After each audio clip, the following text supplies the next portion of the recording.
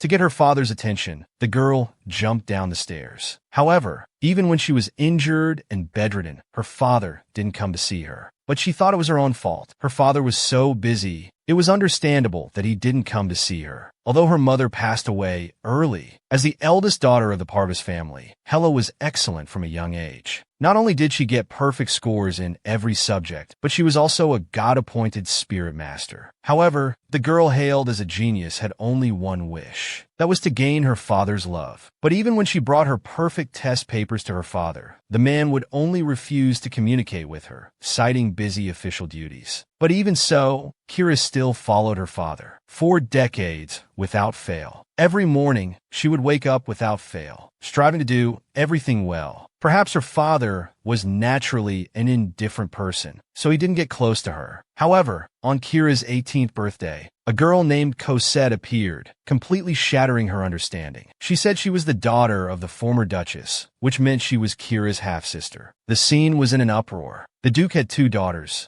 but there was only one true spirit master. So between Kira and Cosette, one must be an impostor. For the Duke, who was his daughter, didn't matter. What mattered was who could sense the water spirit. After that, Cosette stayed at the Duke's mansion. Her approachable demeanor quickly won her many admirers, but only Kira knew what kind of face Cosette had beneath her gentle exterior. She would insult Kira's mother and engage in impropriety when no one was around. After Kira retaliated, she would act weak and pitiful, gaining sympathy from the servants. She even caused the Duke to talk to her. Kira stated that she had done nothing wrong, and it was fine to scold her. But insulting her mother was unforgivable. But her muddle-headed father seemed to be on Cosette's side. He suspected Kira's mother of being unfaithful. Gradually, rumors began to spread. Miss Cosette had blonde hair and red eyes, just like the Duke himself. In contrast, Miss Kira had snow-white black hair, looking nothing like the Duke. Cosette's personal maid even openly mocked Kira to her face, saying she was the impostor. A mere maid dared to publicly slander the Duke's daughter. Hella slapped her so hard she cried for her mother. But that wasn't enough. To warn Cosette, that maid was publicly whipped 100 times and then expelled. Unexpectedly, Cosette colluded with other servants and went to the Duke, accusing Kira first. Her father didn't listen to her explanation at all, and even slapped her, although the man had always been cold to her. He had never hit her before. She had been by his side for 18 years, so why did he believe an outsider? Watching Kira being punished, Cosette smiled maliciously. She wanted to take everything from Kira. Originally, she desperately tried to please her father, but it led to a tragic death. After being reborn, she decided to never be a bootlicker again. All that fatherly love and family affection could go to the dogs. She only wanted to stay by the side of those who loved her. She solemnly told her father that she would no longer come to pay respects, and she would resign from her position as the Knight Commander. Addressing him as Duke, with every sentence, she left the man before her stunned. Was this still the little shadow who used to follow him around? But Kira didn't seem to intend to seek his opinion. Her attitude was resolute, and she left after speaking. He should have been angry at his daughter's unreasonableness, but for some reason, he sat there motionless. His mind was filled with last night's dream. Kira was beheaded right in front of him. It felt as real as if he had been there himself. In the empty study, the man sat in silence for a long time. Meanwhile, Kira was carrying out her last task as commander. Today was the new recruits exam. She and the vice commander needed to oversee it. Actually, she had another purpose for coming here. That was to apologize to Vice Commander Joseph. She became commander due to family tradition, while Joseph earned it through his own abilities. Due to her insecurity, in her past life, she often clashed with Joseph. Now she realized how unreasonable she had been. She always thought the man disliked her. Who could have guessed? In the last second of her life, Joseph was still defending her. She sincerely apologized to him for both the past and present. She admitted she was actually jealous of him, which was why she always found fault with him. But that wouldn't happen anymore. These words caught the man off guard. He had thought the young lady disliked him, but it turned out that wasn't the case. After the new recruits exam results came out, Kira left on her own accord. According to tradition, there would be a welcome party at this time. In reality, it was just people eating, drinking, and singing excessively. She used to attend in the past, but she could clearly feel that when she was there, everyone was uncomfortable. So this time, she decided not to go. Unexpectedly, Joseph chased after her. He anxiously asked why she wasn't going. Kira hesitated for a second, then expressed her concerns. Plus, she had already resigned from her position as commander. This greatly upset Joseph. He thought they had done something wrong and hurt the young lady's feelings. But Kira explained it wasn't like that. She always knew she got the position through connections, not ability. It was normal for people not to like her. However, Joseph looked at her seriously. The family head's child inheriting the commander position is a long-standing tradition. It's your rightful place. Moreover, you're a once-in-a-century genius. Everyone has always been proud of you. Please don't belittle yourself anymore. Joseph's words left her in a daze for a long time. She always thought no one acknowledged her, so in her past life, she armored herself like a hedgehog. After all, except for her father, she didn't care about anyone else. She had been wrong. She wasn't actually alone. She had her brother, Roger, and companions who were proud of her. She stood up and slowly walked towards Joseph. Let's go. Everyone's waiting for us, aren't they? This time, she wouldn't miss anyone's sincerity. To gain her father's approval, she excelled in everything. A genius girl admired by all, yet her father dismissed her. In the end, he even killed Kira for a fake daughter. So she hated him. She resented that man, colder than anyone else, unfit to be a father. To make him come see her, Kira even jumped down the stairs. He still remained unmoved. From childhood, she had always harbored this resentment. So at the welcome party, she expressed her inner grievances for the first time. Why wouldn't he come to see me? She was as fragile as a child. Her companions around her all echoed in agreement. That's too much. How could they bully our young lady like this? Seeing people speak up for her, she laughed through her tears. She never realized everyone was so lovable. This feeling of being acknowledged felt so good. As a result, she accidentally got drunk. The brother who danced the most enthusiastically was even kicked by Deputy Commander Joseph. How could you let the young lady drink so much? Although scolded, to be fair, the commander is so cute, so different from before. And a certain man, at some point, secretly blushed. The young lady had just fallen into his arms. How improper. The next day, Kira woke up with a splitting hangover, but being with everyone was truly enjoyable. At noon, Kira sat reading in the courtyard. Yasi from the night order suddenly appeared behind her.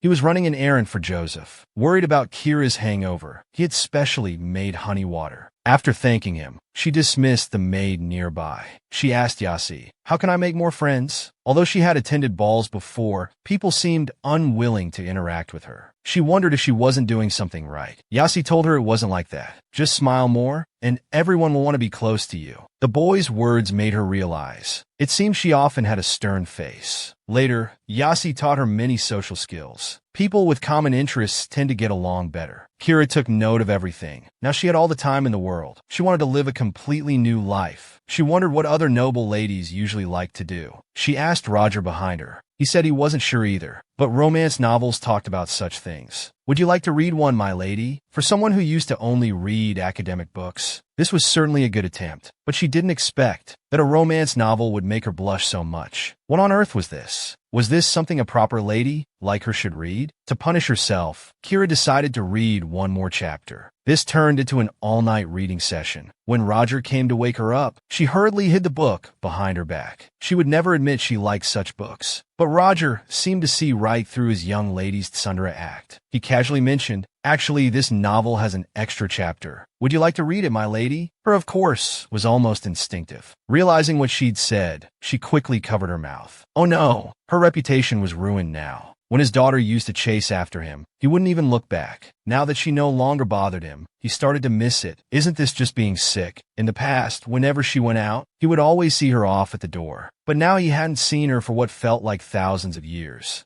The butler told him that the young lady had been investigating traces of elves lately, so she was extremely busy. The man's mind was suddenly in a muddle. She would awaken her elven abilities sooner or later anyway, so why be in such a hurry now? Recently, he had been having a strange dream. In the dream, he killed Kira with his own hands. Thinking about this, his head started to throb again. Perhaps it was just a hallucination from being too tired. But what he didn't know was that all of those things had actually happened. This was the real reason why Kira distanced herself from him. She would never forgive this murderer. To prevent the guillotine tragedy from happening again, she had to find a reliable helper. After weighing the pros and cons, her maternal grandfather, Marquis Simon, was the most suitable candidate. This man was both vicious and greedy, always wanting to use her and her brother for his own gain. If Kira took the initiative to extend an olive branch, the old man probably wouldn't refuse. Said and done. She handed the written letter to Roger, instructing him to deliver it personally. Now she just needed to wait for a suitable opportunity to meet with her grandfather. Attending the same banquet was undoubtedly the best way. She intended to choose one from the many invitations, but was informed by the butler that all invitations for her had been thrown away. Their argument attracted the Duke. Learning that his daughter planned to attend a banquet, the terrible father's face immediately fell. The Parvis family is chosen by the goddess. We've always remained neutral. You suddenly want to appear in social circles. Aren't you afraid of misinterpretations? Indeed, at any time, father only cared about the family's reputation. He never considered what his daughter actually wanted. Kira said she had come of age, and it was time to look for a marriage partner, so she needed to attend banquets. Hearing this, the terrible father looked very troubled. Seeing this, the girl was puzzled. Don't you not care about whatever I do? Suddenly curious about my movements. This really isn't like your style, Duke. Being mocked by his daughter like this. The man had no face to stay any longer. He said, "I agree," and quickly fled the scene. However, as soon as he left, he ordered the butler to watch Kira's every move. Who she met and what she ate should all be reported. This small episode didn't affect Kira's mood, but seeing the maids outside chattering, she also wanted to join them. Unfortunately, she couldn't let go of her pride. Admittedly, in this aspect, she really couldn't compare to Cosette, who could mingle effortlessly among various people. Thinking of her past life, Cosette mocked her, always putting on airs of nobility, made seeing her like cats seeing mice, resulting in her being isolated by everyone in the end. Perhaps she needed to try to change. Originally, she was graceful and kind, yet ended up losing her head. After being reborn, she decided to let herself go. All the constraints of being a noble lady, she tossed them aside. She wanted to live however she felt comfortable. Not only did she stay up all night reading 18+ novels, but she also agreed to her friend's suggestion of a one-day casino trip. But just as everyone was about to leave, her brother Jack stopped her. "At this hour, sister, you're still going out to play?" For some reason, Kira felt like she'd been caught doing something bad. But then she remembered that going to casinos was legal in the Empire, so she quickly relaxed again. Considering that her brother seemed to have never gone out since he was born, Hella tentatively asked if he wanted to go out with them. Hearing this, Jack got excited like a 200-pound fat man, his little legs pitter-pattering as he ran out. Of course he wanted to go.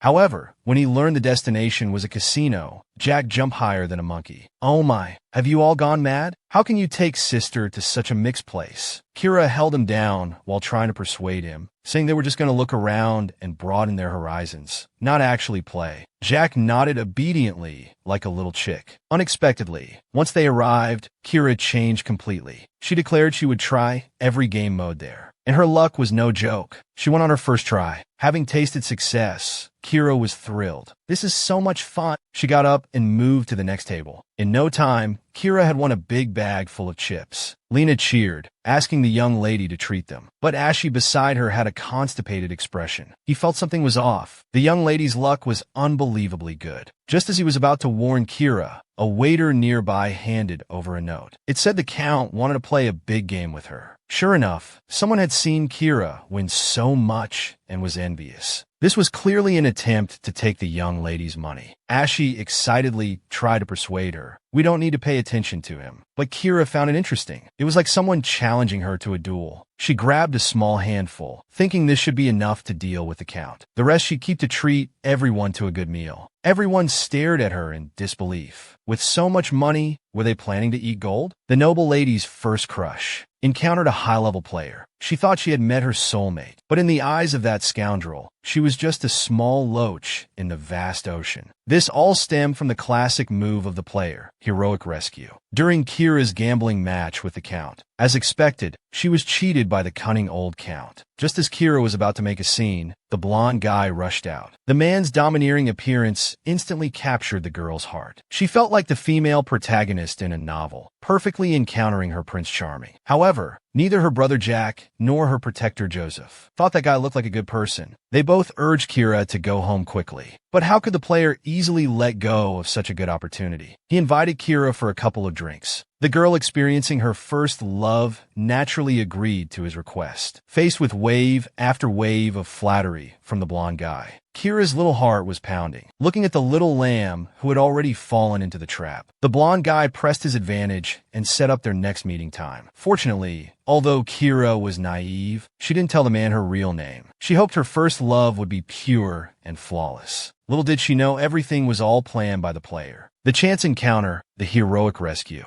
were just means to get close to Kira. Even after returning home, Kira was still immersed in the recent blissful experience. She excitedly shared today's happiness with Roger. But Roger was worried that his young lady might be deceived. Hella told him he was overthinking. She planned to pretend to be a country girl first. Once her relationship with the blonde guy was stable, she would reveal her true identity. Even for a more perfect date on Wednesday, she planned to rent out the entire theater. But Roger told her that a country girl wouldn't have money to rent an entire theater. After hearing this, Kira pondered for 3 years. She finally came up with a good idea: to rent a yacht instead. This way, no one would disturb them. The more she thought about it, the happier she became. She excitedly rolled back and forth on the bed. Soon, the day of the date arrived. Because she had to play the role of a country girl, Kira could only say goodbye to her beloved dress. But as soon as she saw Aiden, she ran faster than a rabbit. The man's sweet words left her in a daze. Compared to Kira's happiness, the eyes of the 4 protectors in the distance could kill. Lena had already investigated thoroughly. That blonde guy was just a scoundrel who flirted with girls everywhere. Yasi suggested scaring the man to make him back off. But Jack said why bother with that effort? Just beat him up and be done with it. Seeing the blonde's hand about to touch Kira's waist, Joseph instantly jumped up in anger. I'm going to fight that bastard.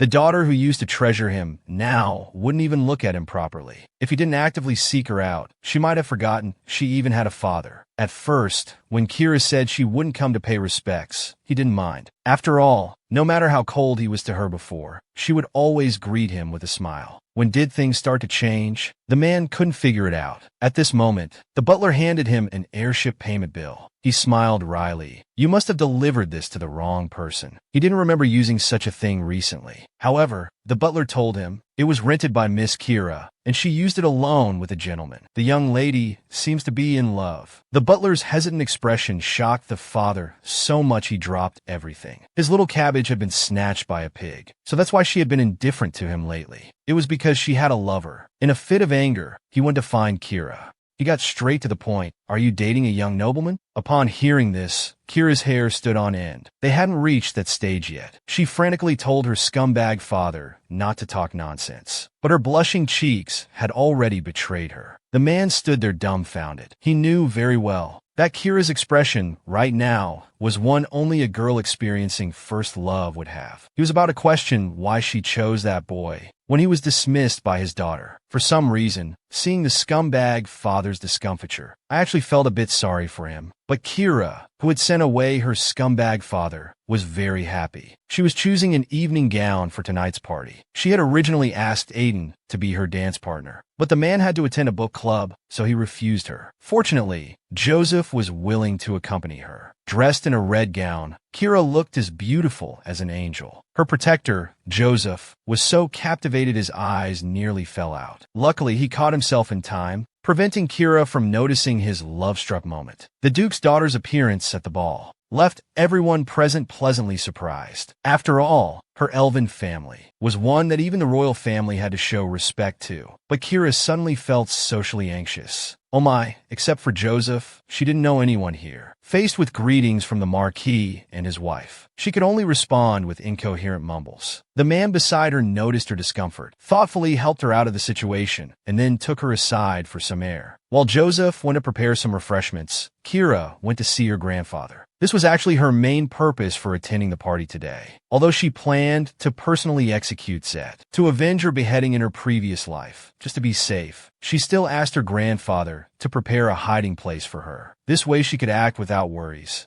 After all, her father definitely wouldn't look after her. As expected, the old man agreed to her request. Because they were not just blood relatives, she was also her grandfather's trump card for expanding his influence. Kira was well aware of this. In her previous life, she hadn't thought of these things and lost her life in vain. Fortunately, it wasn't too late now. Having resolved the issue, Kira was about to leave when she saw a shocking scene. Her beloved was now embracing another woman. A noble lady's first appearance in society turned into a major scene of catching a cheater. The man who was supposed to be at a book club was now hugging another woman, whispering sweet nothings. How could Kira's fiery temper tolerate this? With one high kick, she jumped straight down from the 500-meter-high balcony, scaring her grandfather so much his dentures fell out. However, Kira had no time to deal with him. With a determined stride, she walked up behind the scumbag. "What are you doing?" She grabbed the scumbag like a chicken, lifting him up. The knights who rushed over hearing the commotion were initially worried their young lady was being bullied. Now they realized their concern was unnecessary. The scumbag, whose good time was interrupted, wanted to spout nonsense. But when he turned and saw Kira's ice-cold face, he was so scared he didn't dare speak. Kira threw him on the ground like trash. She demanded an explanation from the scumbag, but he said there was nothing to explain. He wanted to do some naughty things with the person he liked. Was that wrong? Did he need to explain that to her? While making excuses, he didn't forget to flirt with the purple-haired girl. If she wasn't held back, Kira really wanted to kick him to death. However, that shameless guy suddenly laughed. "We just had a few meals together. How come you fell in love with me just like that? You're too easy, aren't you?" Watching the scumbag spout nonsense, Kira couldn't hold back anymore. Even though she had never been in love before, she was certain that what the scumbag had said to her, the actions he had done, weren't those the signs of pursuing a girl? But he just wanted to play around while she had fallen for it. If that's the case, she might as well give him a few more slaps to make up for her efforts these days. After dealing with the scumbag, Kira's tears fell uncontrollably. She had thought she could have a passionate romance, but it ended before it even began. However, she wasn't one to dwell on things, especially with a bunch of friends by her side. Wiping away her tears, Kira accepted Joseph's invitation to dance. She wouldn't get angry over someone like that. The two spun in the center of the dance floor. She just realized that Joseph was actually quite handsome,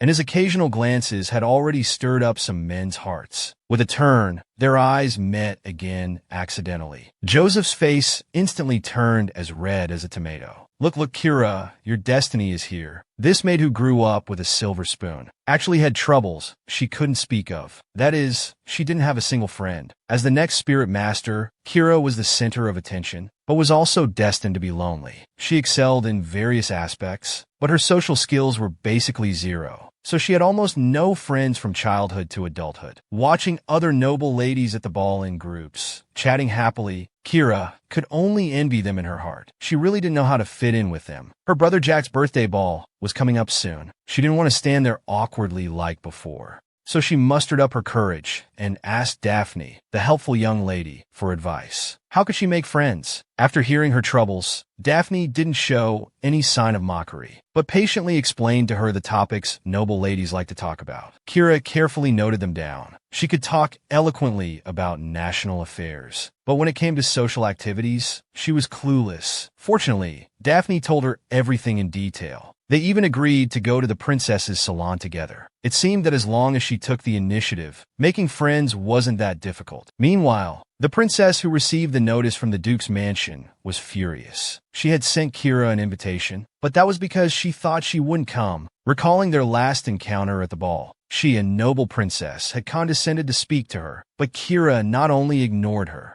but also looked hostile. Still, she had thick-skinned complimented her dress. After all, both her brother and father had always admonished her to maintain good relations with the Spirit Master family. However, Kira found her annoying, nearly infuriating her on the spot. She was still resentful about it now. Just because she's a Spirit Master, does she think she's so great? Abella complained to her brother about her dissatisfaction. However, the man told her not to mind these things. Take this opportunity to see what the Duke's family's intentions are. Miss Kira, who usually keeps a low profile, has attended 2 balls in a row. There must be something behind this. Abella looked aggrieved. Even if she was unwilling, she had to listen to her brother. The old father, who also learned the news, was equally anxious, learning that his daughter had discovered the true face of the scumbag. He was quite happy at first, but now she was going to attend another ball. Was she so eager to marry out of the Duke's mansion? Before, when he had a high fever of 900 degrees, his father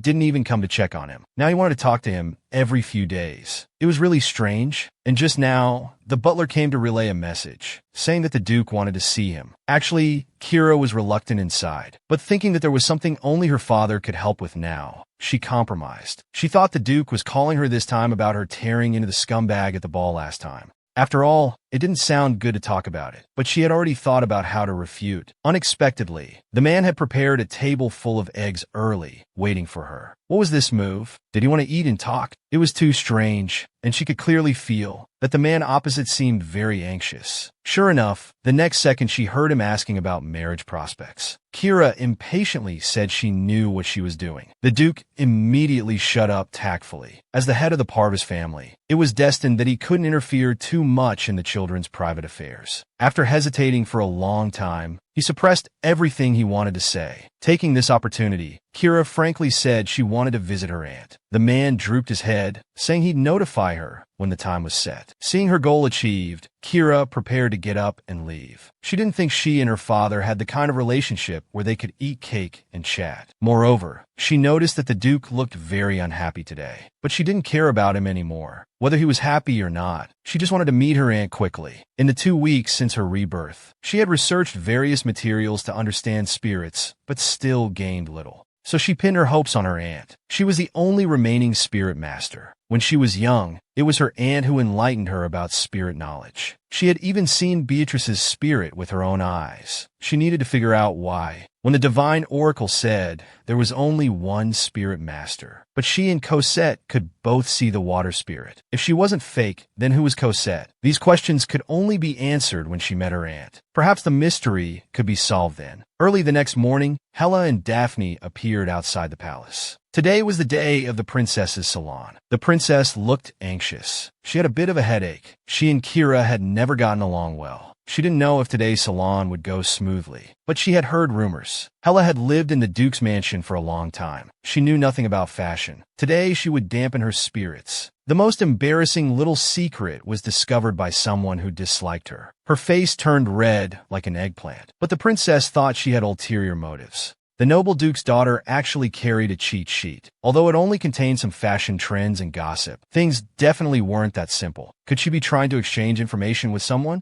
Abella jumped to conclusions, but Kira told her that she prepared it because she was afraid of not being able to join the conversation at the salon. Hearing this, Abella was shocked. So that was its purpose. But as a noble lady, did Kira really not understand these things at all? She still didn't quite believe it. Besides, they weren't very familiar. Her sudden attendance at her salon must have another purpose. Even if, as she just said, it was to find a marriage partner, she should have gone to a ball instead. That's where the men were. However, the next second, Kira's answer made her cough up old phlegm. Had she heard wrong? The Duke's daughter, famous for being proud and cold, actually wanted to make friends? And she even smiled and thanked her, saying today's salon was very enjoyable. Abella completely lost it. Her head was almost touching Kira's face. Don't lie to me. The way you looked at us was so fierce. How could that possibly mean you wanted to be friends? Compared to Abella's excited gesticulating, the girl opposite showed little emotional change. She helplessly covered her face. That's because I don't have much expression to begin with. Her innocent look made Abella blush. Was this still that fierce Duke's daughter? She suddenly understood. So all along, Kira had never looked down on her at all. It was all her own imagination. How embarrassing. She collapsed on the sofa, like a cooked shrimp. Remembering that Kira was still here, she immediately sat up. I have a bit of a headache, so I won't see you out. This was definitely the most awkward day in the princess's history. Kira took a deep breath as she walked out of the palace. She almost made a fool of herself. Daphne, beside her, after learning she was all right, eagerly invited her to attend the family's anniversary party. You want to get married, right? I'll arrange for many talented young men to be there. She had the air of taking Kira's happiness in her own hands. At this moment, Kira didn't know that the questions about her time travel were about to be answered. For the sake of his fake daughter, her father had personally sent her to the guillotine. She thought she would surely die, but miraculously came back to life. To avoid repeating the same mistakes, she decided to make changes. Fatherly love and family affection were not in her consideration. Even her grandfather, whom she hadn't contacted for centuries, was more reliable than her trash father. So she swallowed her pride and formed an alliance with him, even to confuse others. She brought the vice captain to attend a friend's family party. Then she boldly declared she would greet Naish. This scene was witnessed by the princess from afar, who was greatly shocked. She didn't expect Kira to come as well. Looking at the gloomy smile on Kira's face, the princess involuntarily shuddered. But thinking that their previous misunderstanding had been resolved,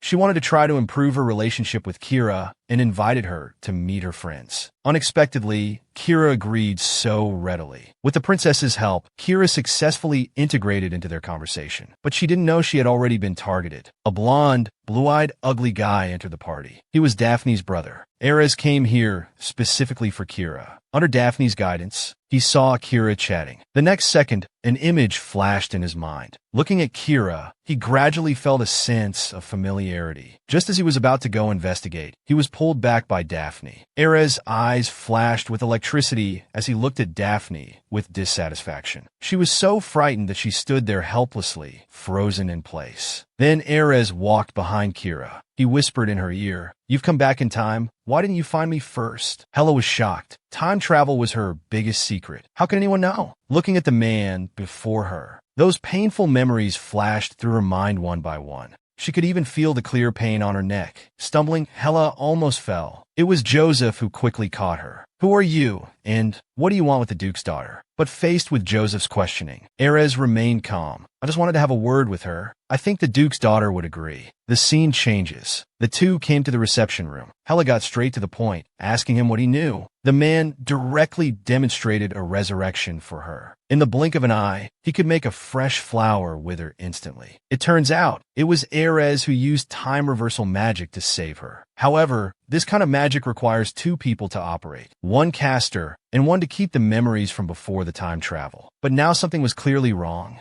Hela still had memories of her past life, but she wasn't the one who cast the spell with Ares. This was all utterly confusing. The fatherly love she couldn't get in her past life, no matter how hard she tried. She now didn't care for it. Unexpectedly, the more distant she was, the more her father cared about her. Seeing his daughter leave, only saying goodbye to her brother, ignoring his greetings completely, he was left feeling sad and dejected. But late-coming affection is worth less than grass. Who would care? Hela sat comfortably in the carriage. She had to find clues about the elves before Zed appeared. After a bumpy journey, Kira finally met her elegant aunt. "You've been coming quite often lately." Faced with her aunt's teasing, she smiled shyly. Her aunt was stunned. Was this still her little niece, who always had a stern face? But they quickly returned to business. Her aunt took her to a secret room. Here were notes from generations of elf masters. "These things might be helpful to you." In the evening, Kira sat in her room, flipping through those materials. Yet she had no clue until a diary caught her attention. In 678 BC, the Parvis family also had two daughters born at the same time. The blonde sister awakened at 18 years old, while the red-haired sister, even at 30 years old, still hadn't awakened. She endured endless rumors because of this. She was even suspected of not being of the family's bloodline. She only dared to stay in her room all day. Until one day, her blonde sister appeared in her room. When they made physical contact, the red-haired sister saw Elle for the first time. Reading this, Kira was shocked. She suddenly remembered when she was in the prison cell. Cosette also had contact with her, and then blue elves appeared around them. Kira contained her excitement and continued reading. It turns out this phenomenon is called resonance. Only sisters of the Parvis family can achieve this. Soon after, that red-haired sister awakened. She finally walked out of her room with her head held high. At this moment, Kira could no longer hold back.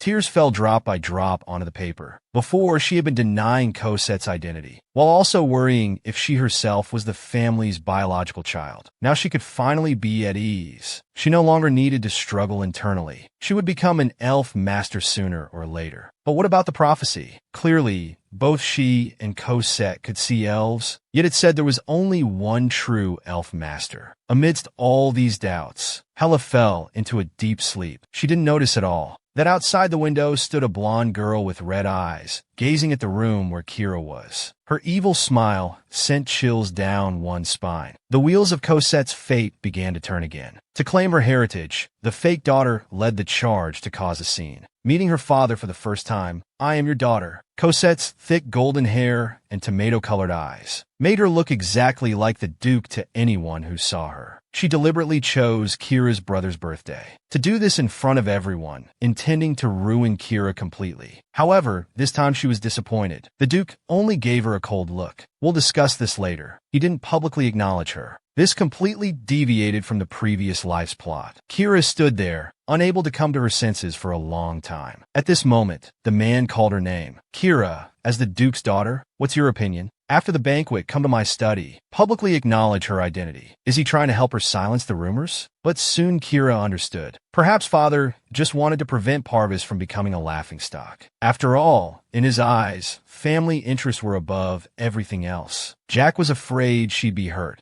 and kept defending her vehemently. That actually made her laugh. "Today is your day. Don't be gloomy. Go play with your good friends." After sending Jack away, he was about to have some quiet time when the blonde leader approached. He was supposed to leave the capital the day after the family party. But to talk more with Kira, he deliberately waited until now. "Miss Kira, don't worry. That woman clearly isn't up to any good. As a magician, my intuition tells me you're the real spirit master." The sudden comfort made Kira's ears turn red. "Can you move away a bit? Being this close is embarrassing." The blonde obediently stepped back, but his eyes never left Kira. Sure enough, the next day rumors spread throughout the Duke's mansion. Everyone seemed to believe Cosette was the family's daughter, but Kira didn't care at all. If she couldn't avoid it, she'd face it head on. So when she heard the Duke's summons, she appeared in the study immediately. She thought her father had already made a choice between her and Cosette. But unexpectedly, the man asked for her opinion first. Though a bit unbelievable, she still honestly expressed her thoughts. She was very unhappy. Since Cosette's arrival, she had been at the center of rumors. But as long as Cosette had the ability to summon spirits, this wouldn't change. It's better to be open about it, so we can monitor her every move. Whatever decision you make, I won't oppose it. But one thing won't change. I believe my mother would never do anything to disgrace the family. Hearing Kira's words, the Duke was silent for a long time, then carefully asked, "Is there any meaning in temporarily accepting Cosette?" Of course not, she thought. But there was one thing she didn't understand. Why was the man now looking to her for approval? The real daughter's first confrontation, full of tension and hostility. Since Cosette entered the mansion, she's been walking around with a smile, trying to chat with everyone.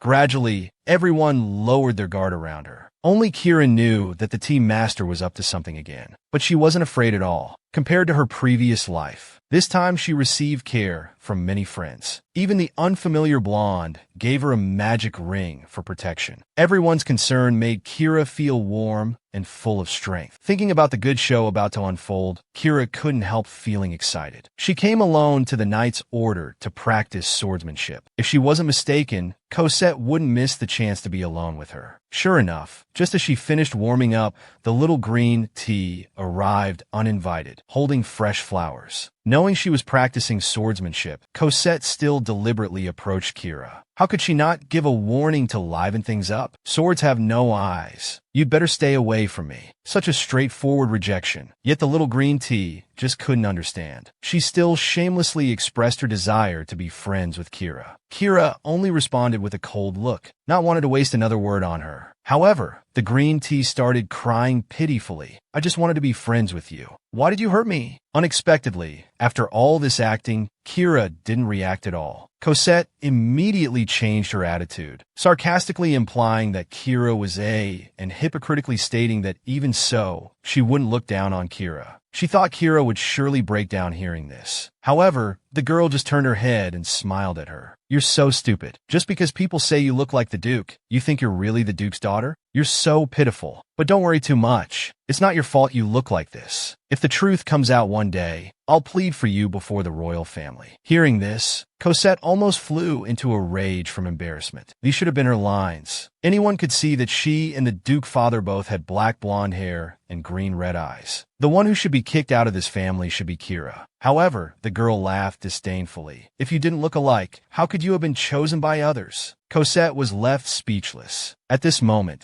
the servants attending to her also came looking. Seeing the maid's anxious expressions, Kira deliberately said in a gentle tone, "Look, everyone's worried about you. Next time, don't wander around like this." With just a few words, she established an image of being understanding in front of the maids. Cosette could only clench her teeth in anger. She had no choice but to return with the maids first. Meanwhile, Kira, who remained behind, wore the smile of a victor. After the fake daughter failed to provoke the real daughter, she set her sights on Kira's maid. She knew well that Emily, of lowly status, desperately wanted to climb the social ladder, especially with her own successful case as an example. She beamed with a radiant pig-like face. Then she sat down next to Emily in a friendly manner. "If you wore these clothes, you'd surely look beautiful too." With a few words, Emily was indeed moved. If she could be like Miss Cosette, wearing pretty clothes, maybe others would look at her differently too. So when Cosette invited her to go shopping together on the weekend, she not only didn't refuse, but even started looking forward to it. Who doesn't want to be superior to others? So she went to ask Kira for permission. At first, she found it a bit difficult to bring up, as everyone knew the relationship between the young lady and Cosette was awkward. But she didn't want to miss such a good opportunity. Unexpectedly, as soon as she finished speaking, Kira immediately agreed. "Why so nervous? Emily, I hope you have fun." It wasn't until she left Kira's room that she finally breathed a sigh of relief. She didn't expect the young lady to be so easy to talk to. Little did she know, this comment was overheard by the maid Roger. He couldn't believe it. She would betray the young lady? Knowing full well that Cosette was no good, she still sided with the enemy. How ungrateful. Emily stepped back repeatedly when confronted, accidentally revealing a shiny, golden bracelet. Just as Roger was about to ask where it came from, Emily made an excuse and ran away guiltily. Now Roger understood everything. This shameless person had abandoned Miss Kira for some small favors. Little did they know, all of this was seen by Cosette, who had secretly followed. This is getting more and more interesting. "Hella, are you ready to accept my grand gift?" Later at lunch, everyone followed the rule of not speaking while eating, quietly having their meal. Only Cosette was trying to make conversation, attempting to liven up the atmosphere. "Oh my, this dish simply melts in the mouth. It's the first time I've eaten such delicious food." Hella couldn't help but admire her thick skin. She could still perform in such an awkward situation. Then Cosette suggested visiting her aunt. The Duke initially didn't approve of bothering relatives without reason. However, Cosette foolishly stated that visiting relatives doesn't need a reason. Family should care for each other often. The Duke was convinced by her words. Kira immediately expressed that she wanted to go too. How could she let Cosette be alone with her aunt? Who knows what foolish things she might do? Besides, she grew up with her aunt since childhood, so she should fulfill her duties as a host. The implication was clear. You, impostor, will be out of the picture sooner or later. Considering the Duke was still present and unable to openly confront Kira, Cosette could only smile awkwardly. Then Kira mentioned that Cosette didn't have a personal maid. Since no one volunteered, they should take turns serving her. Cosette's face darkened instantly. How could she find excuses to win over the maids now? She immediately complained to the Duke, asking why her sister could make decisions for her. The Duke couldn't be bothered with such trivial matters. He left without another word. Hella smiled triumphantly. "See?" The Duke agreed. "I'll arrange maids for you right away. If they don't serve you well, just let me know. But since you grew up in harsh conditions, you probably won't find their service lacking, right?" In an instant, tension filled the air between them, thick with hostility. Finally, Cosette couldn't hold back her anger. She turned and left in a huff. Her brother Jack was thoroughly impressed by his sister's actions. Kira's favorite thing in both lives was to provoke Cosette. Seeing her disgruntled yet helpless expression was extremely satisfying. But tomorrow would be even more interesting. During the hunt, the roles of hunter and prey can change in an instant. When Cosette heard that Kira was sneaking to the basement, she could no longer suppress her desire to cause trouble. She shouted thief in the corridor. The maids were clearly skeptical about this, but when they saw that the place where the key should be was empty, and there was no record of where the key had gone, Cosette couldn't help but smile wickedly, seeing her plot about to succeed. She had tricked Kira, saying that if she got the elf stone, she could use elf magic. She didn't expect this fool to actually go.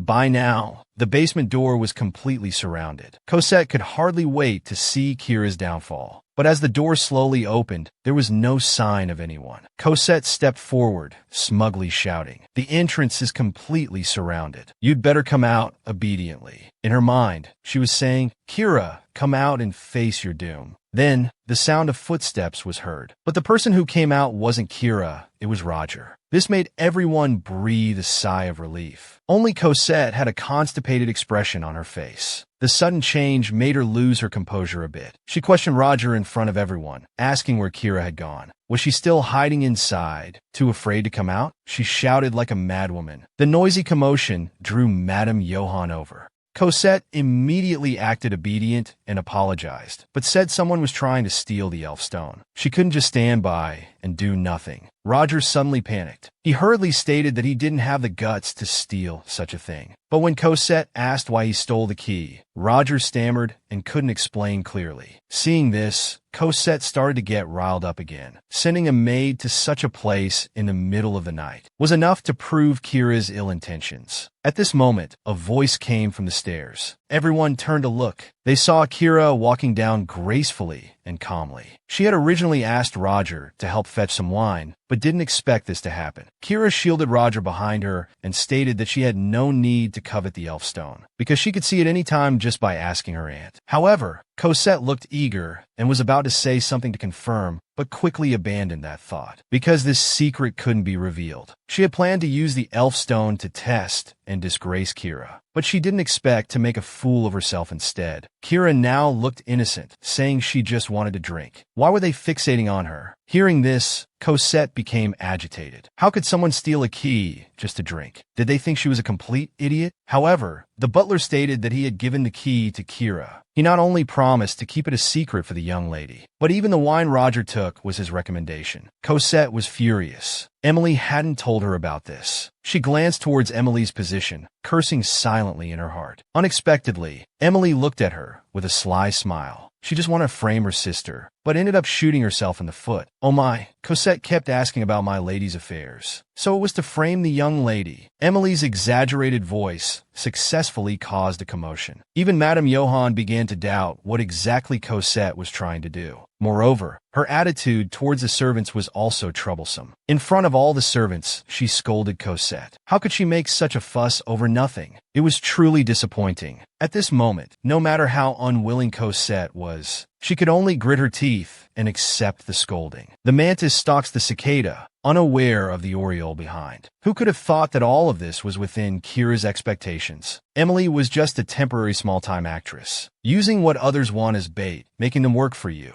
This was Cosette's usual trick, but this time her cleverness backfired. Kira had long since woven a larger net waiting for her. When Roger learned the whole truth, he couldn't help but admire Emily's insight. But then again, if she couldn't even fool him, how could she fool Cosette? At this moment, Kira and her aunt were leisurely enjoying afternoon tea. Since last night, she hadn't seen Cosette wandering around aimlessly. She must be very frustrated now. As for Johann, when she learned that Cosette hadn't apologized to Kira yet, she couldn't help but frown. It was truly unreasonable. At first, she had thought that child was pitiful, having been lost for so long. Who knew she would not only target Kira, but also set her sights on the elf stone? Seeing her aunt's angry expression, Kira's lips curled into a smile. At least with her aunt, Cosette had no way forward now. Moreover, she now had outside help. That was the little blonde magician. As soon as she returned from her aunt's, the two met. After hearing about the basement incident from Kira, the blonde was even more convinced of his judgment. That woman was indeed no good. He emphasized again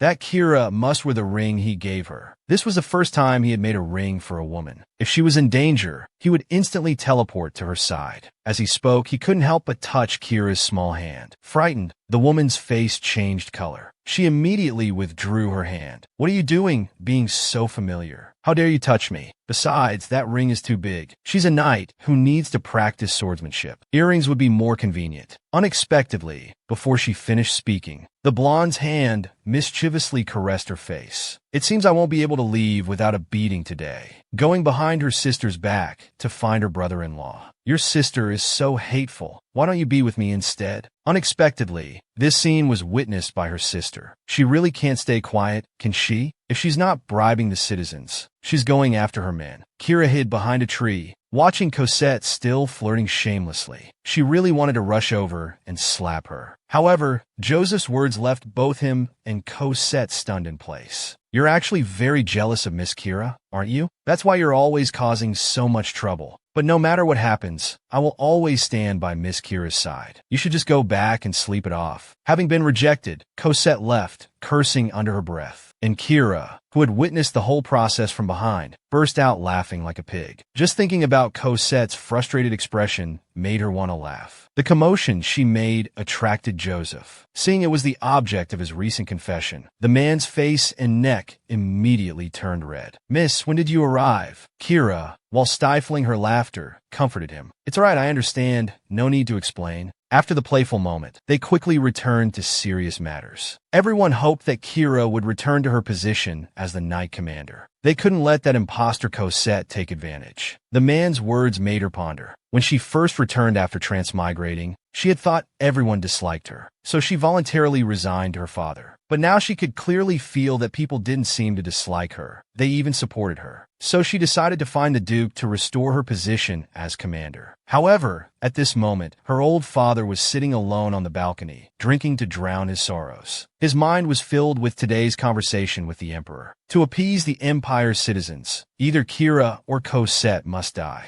But for some reason, in his recent dreams, he kept seeing images of Kira being sent to the guillotine. It was truly troubling. At this moment, Kira burst in. "I don't want to give up my position, Your Grace. You also don't want outsiders meddling in our family affairs, do you? Starting tomorrow, I want to return as the knight commander." Unexpectedly, the Duke readily agreed to her request. Surprised, Kira prepared to end the conversation. However, the Duke called out to her. "Why don't you call me father anymore?" In front of the old scumbag father, the daughter held another man's hand. He stood there stunned, no longer looking like he wanted to eat someone. Have they already progressed to this stage? Until they walked far away, the blonde was still complaining. "Your dad is too scary." Kira also felt it was a bit unusual. That man didn't care about him at all. Suddenly pulling this stunt, even he couldn't react. But the blonde didn't think so. "I think your dad actually likes you quite a bit. Otherwise, he wouldn't have that attitude towards him." Kira found it hard to believe. She shook her head vigorously. "I think you're really overthinking it. But what did you come to see me for?" Hearing this, the blonde reached into his pants pocket. It turned out to be a delicate, small earring. Compared to a ring, this might suit you better. Looking at the man's face up close, Kira felt her heart skip a beat. Stuttering, she couldn't speak for a long time. The blonde suddenly smiled. She was about to ask why he was grinning, when the man took her hand and pinched it lightly. "Today's task is complete. Looking forward to seeing you next time, Miss Kira." Then he disappeared from her sight. This person is really strange, always touching her. The next day was Kira's reinstatement as Knight Commander. To celebrate her return, everyone happily threw a party. Remembering how drunk she got last time, she drank quite a bit. This time, she was determined from the start not to repeat the same mistake. However, unable to resist others' enthusiasm, after just a few rounds, everyone was clearly tipsy.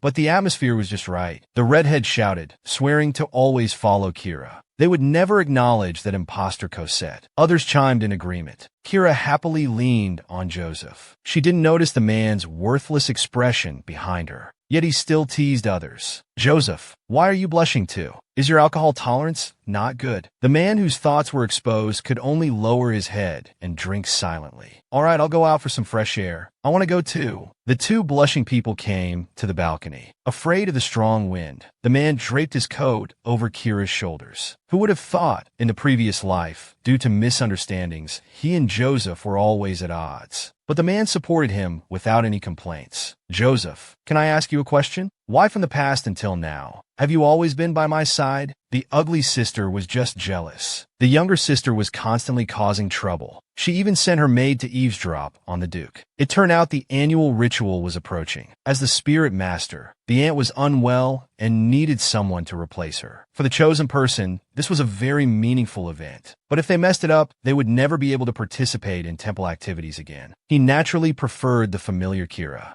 But the temple's stance was that both Duke's daughters were qualified to replace him. When Mina reported the news she heard truthfully, Cosette couldn't contain her excitement. She was determined to win this ritual. Mina, you failed last time. This time, don't disappoint me again. He cupped Mina's face, continuing to paint a rosy picture for her. As long as she could become the only young lady of the Duke's mansion, she would bring her brother who was wandering outside and reunite their family. It must be said, Cosette was truly exceptional at manipulating people. Mina was now swearing to the heavens that she would do her utmost to help her succeed. This time, she must make a big splash at the temple. The next day, Cosette and Kira appeared simultaneously in the Duke's study. As soon as they met, there was a tense atmosphere. Cosette smiled on the surface, but inside she was cursing. Hella couldn't be bothered to engage with her. Securing the ritual position was the top priority. Unexpectedly, Cosette persisted. Hella had been countless times since childhood. She was also a Duke's daughter, but had never been once. This wasn't fair at all. The Duke was getting a headache from their argument. If that's the case, you both can go together. Cosette immediately hugged Hella excitedly. Are you crazy? Suddenly rushing over? Hella wanted to argue further, but feared that if the Duke chose Cosette instead, wouldn't that make her a joke? Reluctantly, she had to agree for both to go together. But can you let go of me first? Hella disgustedly patted her shoulders. Anyone watching would think they had a great relationship. Soon, the day of departure arrived. This should have been a joyous occasion, but not when sitting in the same carriage as Cosette, the mortal. She chattered nonstop along the way. Hella didn't want to engage. Her attitude was so obvious, yet this person still shamelessly kept trying to make conversation. It was truly exasperating. Fortunately, it wasn't long before they arrived at the temple. The construction here was identical to her memories. Recalling her aunt's instructions from her previous life, managing sacred beasts was quite troublesome. So when allocating tasks, Hella quickly chose the sacred objects. This way, the task of managing sacred beasts naturally fell to Cosette. They only needed to place the sacred beasts and objects in the prayer room and guard them well, until the last day of the ritual, when they would be burned as offerings to the goddess. This would be considered a perfect completion, but from what she knew, Cosette would never be that obedient. She must be planning something sinister. She had to stay vigilant, but Kira never expected that Cosette would make such a big move this time. In front of the priests, the green tea sister acted her heart out. She arrogantly thought that she was the ultimate elf master, not knowing she was about to be expelled from the temple. These days, Hella had been diligently guarding the sacred objects and busy copying prayer texts, while Cosette, that tea sister, was out trying to win people over. Roger was indignant on behalf of his mistress. Copying prayer texts was supposed to be a task for both of them. Why was it all dumped on the young lady alone? Kira covered her mouth, saying it wouldn't be good if others heard. Since Cosette loved to perform so much, she decided to go take a look. Seeing her arrive, Cosette immediately extended an invitation. These priestesses are very busy every day, unlike you who only needs to sit around. She understood the implication of these words. She just wanted to win over some low-ranking nuns and make everyone think she was unfriendly. Using the same tactics every time. It's truly laughable. I wonder who it is that needs help copying prayer texts. Instead of spending time here helping others, you better focus on your own duties first. After all, this is an important ritual. Don't cause trouble everywhere like last time at Aunt's house. Be careful not to make a mess. Watching Kira's graceful figure walk away, Cosette stomped her feet in anger. Just you wait, Kira. Let's see how long you can stay smug. Finally, it was the last day of the ritual. Since confronting Cosette last time, she had behaved for a week. But Kira felt something was off. Just then, she had to go to the outer hall for the final ceremony. She had no choice but to leave the prayer room first. She instructed Roger not to leave unless absolutely necessary. Even if he had to go out, he must lock the door first. Unexpectedly, an accident still occurred. The temple caught fire. Everyone panicked and fled in all directions. Roger, concerned about Kira's safety, also ran out. When the master and servant returned, it was already too late. The sacred objects that should have been lying safely on the table were now shattered to pieces. Roger knelt on the ground, apologizing profusely. It was all his fault for being careless. The young lady had warned him, yet he still messed up. Kira stood silently to the side. She needed to find a solution. The broken objects couldn't be mended, and they couldn't be randomly replaced. What should she do? Unnoticed by anyone, in a hidden corner, Mina was happily walking back. Just now, she had done something that gave her great satisfaction. Kira must be very anxious right now. Ruining the ritual would not only incur the temple's wrath, but might also get her expelled by the Duke. The green tea sister intended to frame her sister, but ended up shooting herself in the foot. Not only did she fail to pin the blame for ruining the ritual on Kira, but she also lost her capable assistant Mina. Even her privileges in the temple were revoked. When the green tea sister was ready to watch Kira's downfall, the situation had taken a turn. Thanks to her aunt, Kira had known for a long time that there was a secret passage in the temple. While everyone was busy with the oath-taking, Mina brought over the sacred beast, the little fox. Upon seeing the shattered pieces on the ground, Cosette revealed a smile of successful scheming. But the next second, she couldn't smile anymore. The sacred beast that she was supposed to guard had appeared in front of the broken sacred objects. Kira immediately jumped out, saying, "Look how you've been guarding the sacred beast. You've ruined the sacred objects. Are you blaming me?"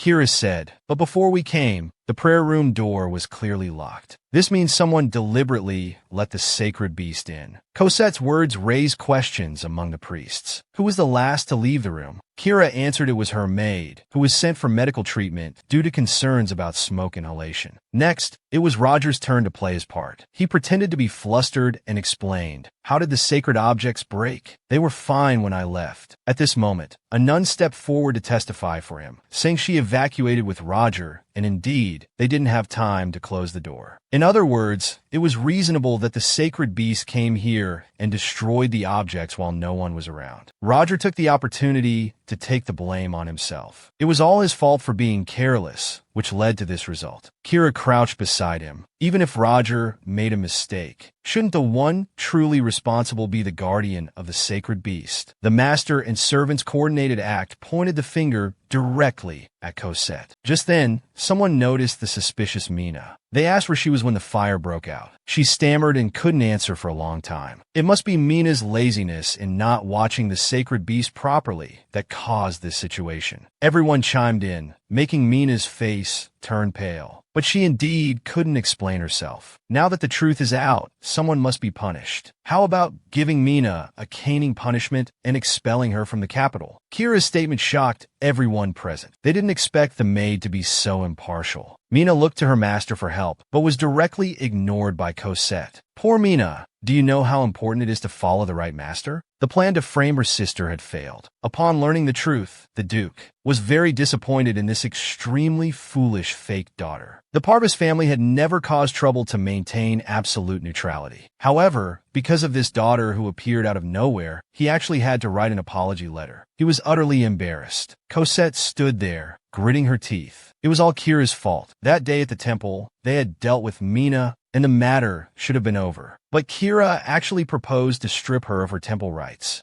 and issue an apology letter in the name of the Duke's mansion. Of course, he couldn't possibly do that. But those who make mistakes have no right to negotiate. He could only let Kira have her way. Even now, he wouldn't forget how smug Kira was at that time. Thanks to you, Cosette, I was able to complete this kill two birds with one stone plan. Although he didn't want to admit it, this time he had indeed lost to Kira, and his reputation at the temple was ruined as well. The nuns he had painstakingly won over now knew his hypocritical face. But none of that mattered. As long as he won over the Duke, he would still have a chance to deal with Kira. However, the man sent him to confinement. Without my permission, you can't leave the room even half a step. This couldn't go on. How could he go out and harm people? Father, I was wrong. Please give me another chance. I promise. As he spoke, he rolled his crimson eyes. Bewitching people was his specialty. Unexpectedly, thunder and lightning suddenly flashed outside the window. It turned out that the goddess Beatrice had sent down a thunderstorm, interrupting his spell. Damn it, he was about to succeed. Can't you understand human language? Get out now. Cosette, who had been shut out, could only bite her lips in anger. Meanwhile, Kira was comfortably having afternoon tea with her brother Jack. To annoy Cosette, she deliberately brought the sacred beast, the little fox, back to the Duke's mansion. Every time she sees this little fox, she probably gets so angry she can't sleep. At this moment, Emily came to report that Cosette had been confined by the Duke. This was great. She could be free for a while. Hugging the little fox, Kira prepared to go out and relax. After a few steps, she encountered Joseph and Yasi again. As soon as he saw Kira, Joseph's face turned as red as a little tomato. The interaction between the two on that drinking night flashed in his mind. Yasi, sensing the gossip, immediately had an idea. How can the Duke's daughter go out without an escort? Then he pushed Joseph forward. The intention couldn't have been more obvious. Looking at the matching silhouettes of the two, Yasi cheered them on in his heart. Since the green tea sister was confined, the vice commander had started slacking off. His physical condition was also getting worse. Thinking about how he ended up in this state, all thanks to Kira, Cosette was so angry she gritted her teeth. She fantasized in her heart about what harmful tricks to use next. Unexpectedly, Kira had already come to her. I heard you're not feeling well. I came to check on you specifically. Cosette, of course, knew that Kira had come to laugh at her. But as long as she was still the Duke's daughter, Kira couldn't do anything to her. However, the next second, she heard words of reconciliation. I've been investigating your mother lately. Maybe you really are the Duke's biological daughter. I think there's no need for us to continue this infighting. Cosette could hardly believe her ears until Kira mentioned that last time at her aunt's house. She saw a way for sisters to awaken their fairy powers simultaneously. And my aunt even gave me the fairy stone. If we awaken together, wouldn't it prove that actually, even the so-called divine oracle can make mistakes? As she spoke, Kira took out the fairy stone, letting her choose whether to continue being enemies or to survive together. At this moment, Cosette's eyes were fixed only on that fairy stone. She pushed Kira aside, excited like a puppy seeing a treat. She finally got the fairy stone. If she destroyed it, all of this would be over. But as soon as she applied force, the stone shattered. How is this possible? How could a fairy stone break so easily like glass? At this moment, Kira laughed. Ha ha! She didn't expect Cosette to be so naive. How could she possibly bring out the real fairy stone? Mocked, Cosette became furious with embarrassment, preparing to go up and have a big fight. But Kira remained calm, dusting herself off. Then slowly approaching Cosette. I finally understand now why you've been picking on me all this time. So it was to see this kind of expression. I must say it's quite interesting. Cosette, you rejected the win-win solution and chose mutual destruction instead. But I still have to thank you. You've revealed your true purpose for coming to the Duke's family. Cosette now regretted it immensely. She didn't expect to make such a basic mistake. Since confronting Kira, she had lost to this woman every time. This feeling made her very uncomfortable. Getting angrier, she even planned to use black magic. However, just as she rushed forward, her arm was grabbed by Kira. I won't give you a second chance to hit me. Before Cosette could react, she was pushed to the ground. Hella disgustedly dusted off her hands, looking at the disheveled woman on the ground. I don't have time to keep playing with you. The princess is hosting a picnic. I'll go and have a good look on your behalf. And by the way, I'll update everyone on your recent situation. How you failed to ambush your sister and exposed your true intentions. Initially thought that Cosette's series of actions after entering the mansion were just to win people's hearts. Unexpectedly, her real target was the fairy stone. As the barrier connecting fairies and humans, once the fairy stone is destroyed, monsters would return to the human world. Grandfather had told her before, when Cosette's mother Rowena left the Duke's mansion. She was already pregnant, but she had a difficult labor while being pursued. So it's very likely she used black magic to give birth to this child. No wonder Cosette looks so similar to father. Although reluctant to admit, Cosette is her half-sister. But at least Kira understood why she targeted herself. The next day, Kira attended the princess's picnic as promised. She enjoyed various delicious foods with relish. At this time, someone asked why Cosette didn't come. Kira took the opportunity to spread the news that she was still under house arrest. How big a mistake must she have made to be confined? But who cares anyway? Later, everyone started talking about marriage prospects. The orange cat hesitated, mentioning seeing Kira and Joseph together last time. They mentioned seeing the two of them shopping together. The sight of you two together is simply delightful. Could he possibly be your lover? How could that be? He's just a knight from my household. At this point, East Cat interjected. Wasn't he blonde? Now that's truly handsome. Even though Kira explained that he was just a magician friend, she couldn't control the gossip girl's imagination. In the end, they even started discussing whether the Duke's daughter should be with the magician, or marry the knight, or perhaps both. Kira almost spat out her coffee. What outrageous talk! But seeing her blush, those people became even more excited. They insisted she make a choice. Fortunately, the princess noticed her embarrassment and promptly led her away. Just when Kira thought the matter was over, Red Hair cornered her and said, "Tell me, who do you really like?" Even the princess was so gossipy. Seeing Kira stammer without a clear answer, Red Hair turned away dejectedly. "You can't even tell me? I thought our relationship had become closer than before." She then looked at Kira with a blush. Or, am I being presumptuous? It was the first time someone had spoken to her like this. Kira was equally shy, but she gritted her teeth and told the truth. "Actually, I don't want to get married. I attend gatherings to make friends." This was something Red Hair had never considered. The proud Duke's daughter, whom even she had to approach first to talk to before. Perhaps due to the stark contrast, Red Hair found her even more adorable. "Now you have me. I am your friend. I'll always be by your side." Kira, worth 1,000 gold, experienced her first stirrings of love. Her brother was terrified. Sister has been acting strange lately. Not only has she lost interest in food and tea, but she also likes to stare out the window, or she'll suddenly startle and then slap her blushing face. Could Sister have fallen seriously ill? He went to ask those who served her, but everyone was clueless. How could Jack know that Kira was experiencing her first love? Ever since attending the princess's gathering, that question kept replaying in her mind. Who will you choose to marry? Her cheeks would start to warm up. Two faces would automatically appear before her eyes. One was the gentle and handsome knight, Joseph, who had been by her side since her previous life. The other, though always touchy-feely with her, was Erez, her lifesaver. Had she really never felt anything for them? But her wildly beating heart had already betrayed her thoughts. However, these unusual behaviors, in her brother Jack's eyes, made him think his sister had mental issues. He asked Yasi to secretly observe Kira's every move. But no matter how he looked, he thought the commander was fine.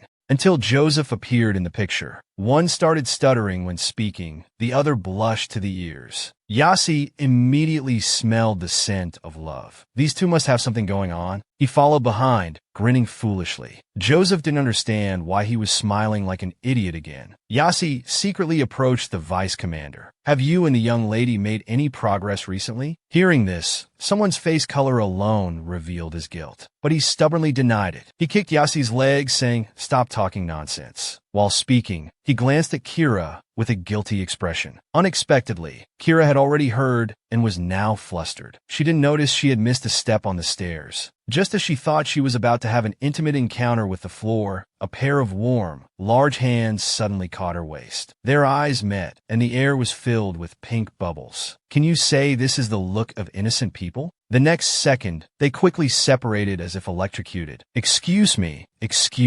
It's all right, it's all right." The onlooker's eyes lit up. "I knew it. These two really have something going on." Even Roger noticed something was off. After returning from the night order in the afternoon, the young lady sat alone, lost in thought again. Her cheeks were slightly flushed. Could she be running a fever? He pondered whether to bring some medicine when he bumped into someone coming towards him. Hera ran out upon hearing the commotion. Erez seemed to have found a savior. "Miss Hera, save me." Hera was confused until she saw the Duke coming with people. Catch that intruder. He never used the front door when chasing people. He always climbed over the wall to get in. He was caught red-handed by the girl's father. He still claimed he had an appointment. "You didn't use the front door. Who would believe you?" The Duke just wanted to drive him out, but his daughter spoke up. "He's my guest. What right do you have to drive him away?" The air was silent for 2 seconds. The disappointing father turned away dejectedly. "But you, young man, I'll remember you." Erez shivered on the spot. He only felt at ease after entering Kira's room. But Kira started questioning him. "Why did you suddenly come to see me without notice?" "What else could it be?" "It's because I was worried. Since their last parting, he couldn't contact her. Afraid she was being bullied by the green tea bitch. He came to check on her." "Tell me, are you avoiding me? Suddenly getting so close? Just to say this?" Hera quickly backed away. "I was just too busy. I wasn't avoiding you." Seeing her blushing cheeks, Erez smiled mischievously. If that's the case, then I can come see you anytime, right? After saying that, he sat down next to her. It's not like you have to always come see me. Why do I need a reason? I just want to see you. Is that not allowed? After saying such suggestive words, he still had the appetite to eat. This person really has thick skin. This scene happened to be witnessed by Roger outside the door. I ship it, I ship it. The young lady's unusual behavior these days was because she's in love. He even excitedly ran to share with Yasi. Oh my, it seems spring has come for the young lady. However, what they didn't know was they were shipping completely different couples. They even presumptively reported to Jack. The young lady might be getting married soon. Roger was even more excited, saying he would make the young lady the most beautiful bride in the Empire. Thinking about his sister leaving him, Jack couldn't accept this reality and fainted. At the later hunting event, Hera didn't see her brother. While feeling depressed, she saw Cosette at the entrance. That person's face was still as thick as ever. Seeing Kira, she not only greeted her actively, but also complained that she hadn't come to see her recently, as if their relationship was so good. Unexpectedly, Kira decided to slap her in the face. Sorry, I'm afraid of getting too close to drunks and causing controversy. Besides, we're not that familiar, are we? For a moment, Cosette was grinding her teeth in anger, unable to find words to retort. But seeing the Duke appear, she started her performance again. She enthusiastically invited the lousy father to join her. However, it was all for nothing. The butler directly closed the door. Who would ride in a carriage to a hunting event? Unfortunately, Cosette couldn't ride a horse, so she was left alone. She watched helplessly as the Duke and Kira left. After all, who wants to listen to her chatter all the way? In front of her sister, the green tea sister acted hard. As long as it was a man by her sister's side, she wouldn't let any of them go. She even arrogantly thought the blondie would definitely be fascinated by her. But she didn't know it was this man who made her a complete joke at the hunting event. Because each family only had 2 tents, Cosette got her wish to stay with Kira. This way, it's more convenient for her to cause trouble. Coincidentally, she met Erez coming over. Cosette excitedly approached him. Hey, wow, you're so handsome. I'm Cosette Parvis. Have you heard of me? Then she tightly held the man's hand. Seeing her unwillingness to let go, Kira coldly said, had enough. Only then did she reluctantly let go. It seems he quite likes me. Look, he even left marks on my hand, but I don't like his type. Don't be jealous. Hera was speechless. Bro, I think you're overthinking it. The two's bickering angered the Duke so much he walked out with devilish steps. Why are you here? Isn't magic forbidden at the event? I actually came to get closer to everyone. Besides, I'm of marriageable age now. What? The Duke's loud voice instantly attracted everyone's attention. Hera felt so embarrassed. She chose to distance herself from those 2 eye-catchers. The next day, the hunting event officially began. Cosette changed into her gear early in the morning. She planned to team up with Kira. Hera's grandfather came forward to stop her, but was blocked by his granddaughter. He just wanted to confirm something. He had been looking for an opportunity. Now he came to her doorstep. Kira couldn't ask for more. A mother deer was walking with her fawn in the forest.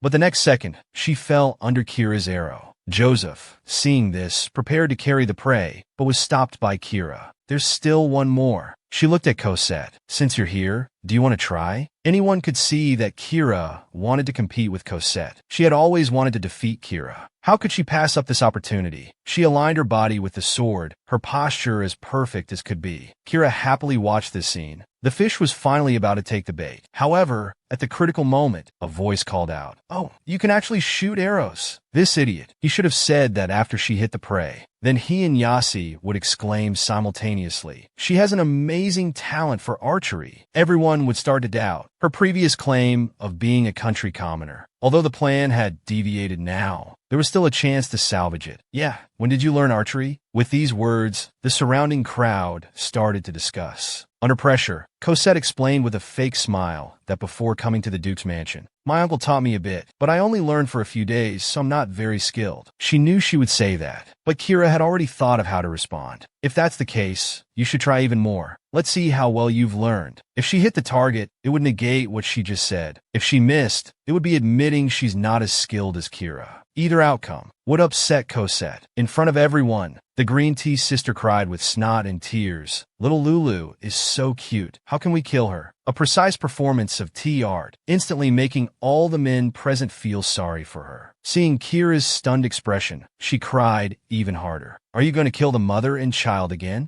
She was implying the incident where her mother was forced to death by Kira's grandfather. The Marquis behind her was clearly panicking. Cosette's move was so vicious. If Kira couldn't answer, everyone would really believe that she and her grandfather's family were targeting her. He tried hard to refute, but his mind went blank. Suddenly, Erez appeared behind him. Since you can't bring yourself to do it, why don't I help you? With a whoosh, the fawn fell. I never thought you'd be so soft-hearted, miss. If you really felt sorry for the prey, you shouldn't have come to the hunting event. Don't you know that what you just said is an insult to everyone here? Everyone instantly realized Cosette's words were implying that they were all cold-blooded and heartless people. Those who were standing next to her left in disgust. Erez also gave the hunted fawn to Kira. Suddenly, everyone was congratulating Kira. Cosette stood aside like a joke, ignored by all. In the end, she could only return with the night squad. After everyone had left, Kira and Erez sat alone on the small lawn. Thank you for saving me again, just now. The man heard this and looked smug. It would be even better if you showed some practical gratitude, he said while reaching out his lecherous hand. But he stopped when he saw the earring on Kira's ear. What's this? Kira blushed, not understanding. When she realized he was talking about the crack in the earring, she hurriedly explained. She had no recollection of it at all. Erez realized that Cosette must have used black magic. Although it was just a small crack now, she definitely wouldn't let it go at that. It's broken. Why are you still wearing it? Aren't you afraid of getting hurt? Of course, because it's from you. The word she didn't say out loud, Erez understood perfectly. His mood suddenly improved greatly. Give it to me, I'll fix it. This time he reinforced it with 100 layers of magic. Even if a magical beast stepped on it, it wouldn't break. Afterwards, he wanted to help her put it on, but Kira snatched it away. That shy little look amused him again. Since it's done, I'll be going now. With that, he summoned a magic circle. He looked at Kira reluctantly. Then he disappeared from the spot. For the next 3 days, Kira had a great time. In the end,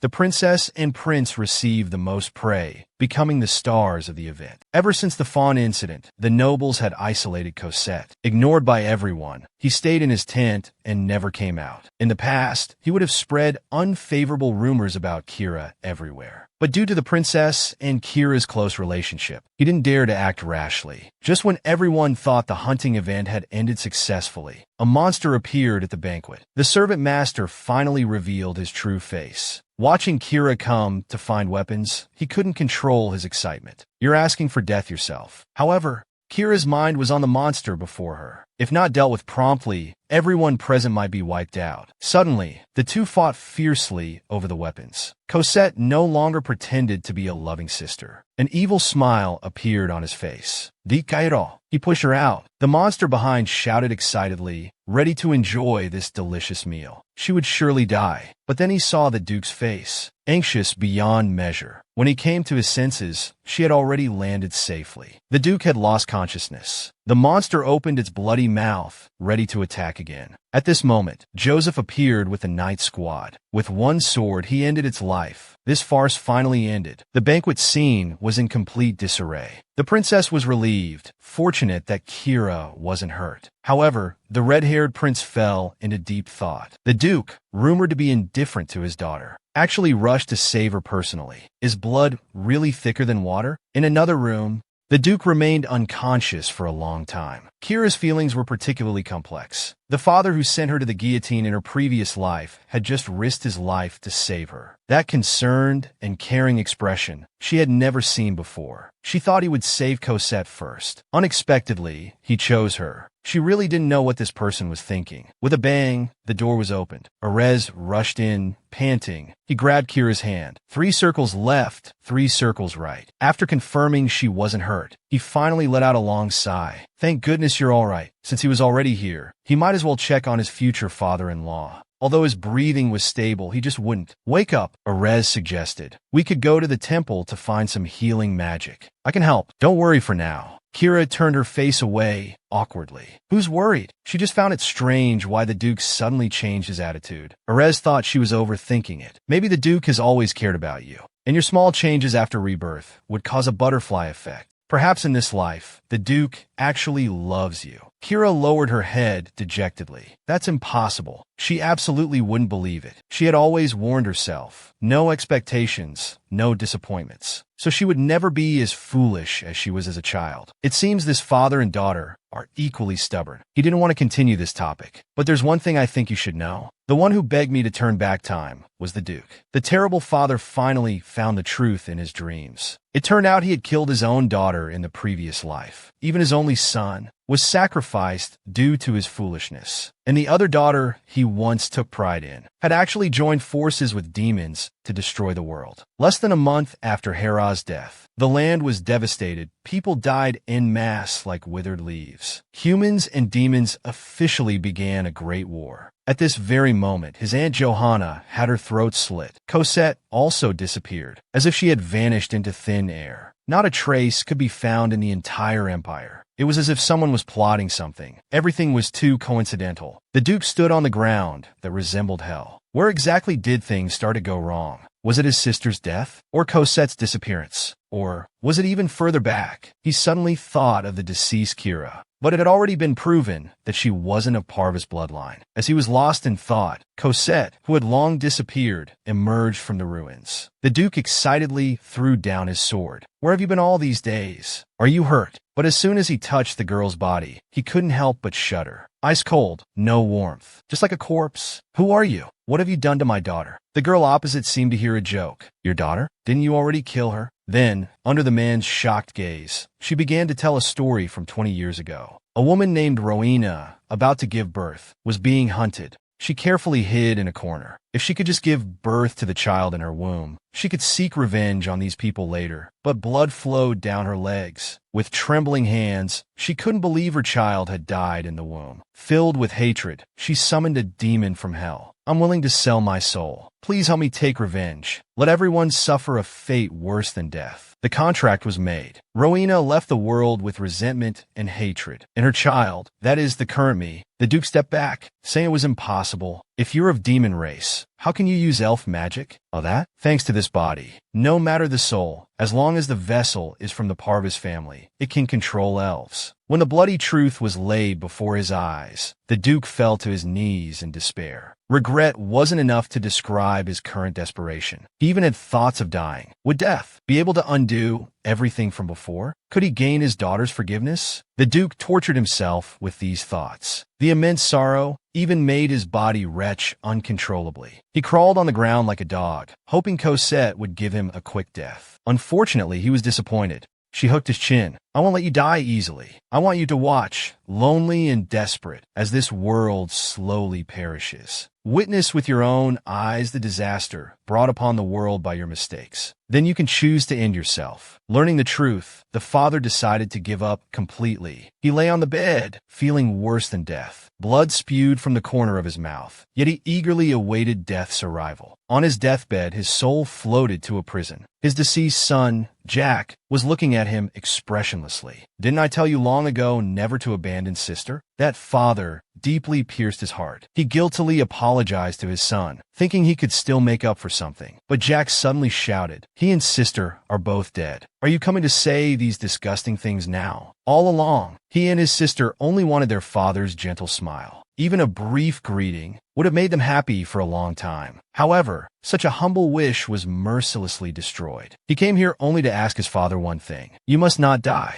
He and sister don't want to see him on the road to the underworld. The Duke desperately tried to hold on, begging his son not to leave. "Please give me one more chance." At this moment, he seemed like an old man in his twilight years, kneeling on the ground, repenting for his mistakes. "Do you want me to give you another chance?" Suddenly, a voice woke him up. "What?" He struggled to prop himself up. The surroundings were terrifyingly quiet. He thought it was a false alarm, but a mysterious figure suddenly appeared in the room. The man raised his 0.1-meter-long sword, intending to strike. However, the other party wasn't here to fight him. "Do you regret your actions? I can help you change the past." He felt like he was hearing a fairy tale. How could such a thing be possible? But the other party was dead serious, not seeming to be joking at all. The Duke began to waver. If this was true, could he return to the past? Would he have a chance to make up for his mistakes? The mysterious person told him, to sign the contract, he must pay a price. That is, to offer up his own soul. He hardly hesitated. Even if it meant eternal damnation, so be it, as long as it could give his children another chance at life. Even if Kira would resent him and hate him, even if she wouldn't forgive him, so be it. His life was worthless. Time reversed. The gears of fate turned once again. With a tremor, the Duke woke up from his dream. Tears of regret had already blurred his cheeks. The father tried his best to make up for his daughter's past life grievances. Unfortunately, the wrong palace maid would never trust him again. The man who had been unconscious for 3 days finally opened his eyes.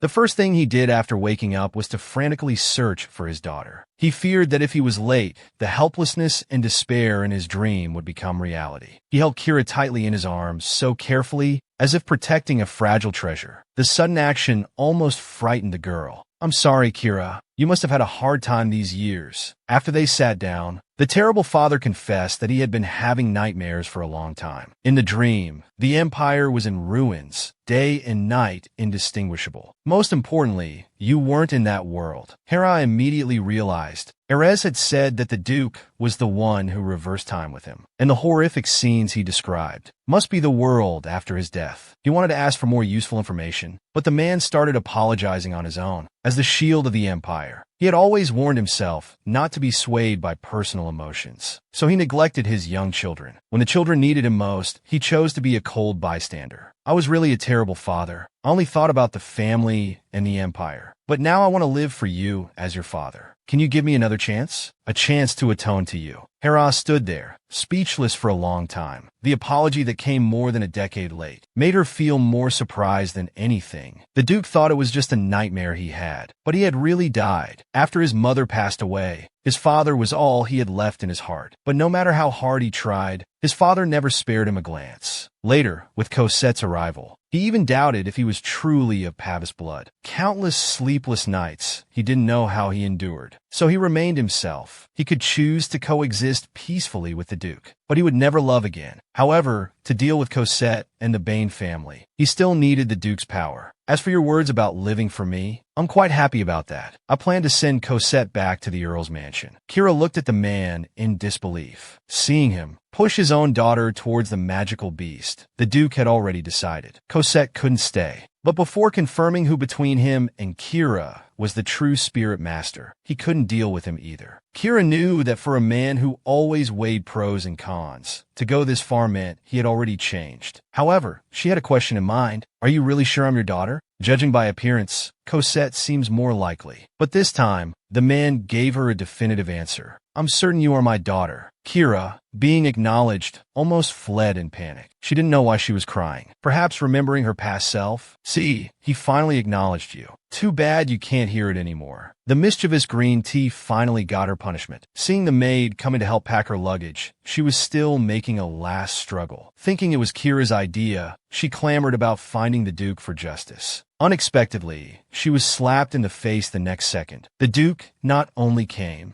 but also publicly scolded her. "Since you came to the Duke's mansion, you've only caused trouble. Sending you away is already saving your face." This scene was quite urgent in Emily's eyes, who told her to always bully the young lady. She deserved it, but Cosette still shamelessly said it was all a misunderstanding. "Misunderstanding? I saw with my own eyes what you did to Kira at the hunting event." Seeing that begging wouldn't work, he planned to use black magic again to bewitch the man. Unexpectedly, as soon as he moved, a statue of the goddess appeared behind the Duke. Was Beatrice warning him? He froze in place, not daring to act rashly, finally accepting the reality of being driven away. Watching Cosette's carriage leave the mansion, Kira was still surprised. She didn't expect the Duke to actually follow through. Through this magical beast attack incident, he also discovered some strange things. In her previous life, after being sentenced to death, it was almost immediately executed. However, according to normal procedures, regardless of the cause of death, it would take a long time to process before execution, especially since since he was a noble, particularly for the Duke who valued social procedures. It was impossible to bypass everyone to push this matter. He suspected if he had been manipulated, so he asked Erez to help investigate. But does such magic really exist? The more he thought, the more his head hurt. Better to rest for a while. Unexpectedly, just as he lay down, the bedroom door was pushed open. It was Jack and a group of subordinates.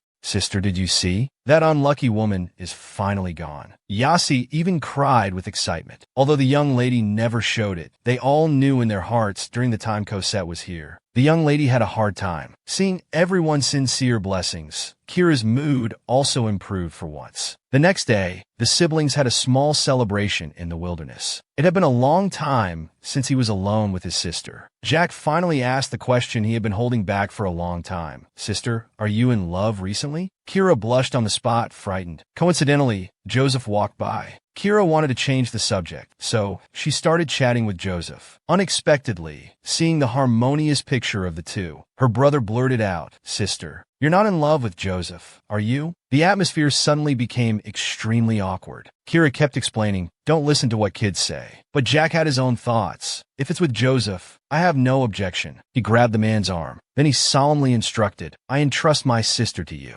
I hope you won't betray my trust." Faced with her brother's sudden action, Kira just wanted to find a hole to crawl into. Luckily, the little fox ran out at this moment, successfully attracting Jack's attention. Left alone with Joseph, she apologized again, saying not to listen to a child's nonsense. How could a knight have such personal intentions? "What if I do? Is that not allowed?" He smiled bitterly. Realizing her slip of the tongue, she turned and fled in panic. She really wanted to slap herself twice. The green tea girl, sent back to the Marquis's mansion, panicked. Even Amir, maid now, gossiped about her. Just as she was thinking how to retaliate, the Marquis fired that person. "My niece has finally come to stay for a few days, yet someone here is talking nonsense." But after dismissing the servant, the man's expression changed. "Let's have a chat. Do you remember 10 years ago, when you, claiming to be Rowena's daughter, first stood before me? I didn't believe it at first. But the dead girl spoke in detail about my sister, and had an appearance identical to Naha Duke. As an uncle, I indeed had an obligation to help my sister care for a pair of children. But the girl advised me not to misunderstand. My sister's child had died in the womb long ago, and she was a demon who had made a contract with me. I fell back in shock, but the girl became excited. Don't you want to avenge your sister? I thought she meant Kira's grandfather, the Marquis of Edinburgh. After all, the tragedy back then was all planned by that old man. No, my target is the entire Marquis family, including that Duke's daughter with Edinburgh blood. But if the elf master dies, humans will also perish. The girl solemnly promised not to harm the innocent, so I agreed to cooperate with her. For my sister, and for that unborn child. But how could one trust a demon's words? Now he was increasingly confused. Cosette, as a noble lady, now not only had a bad reputation,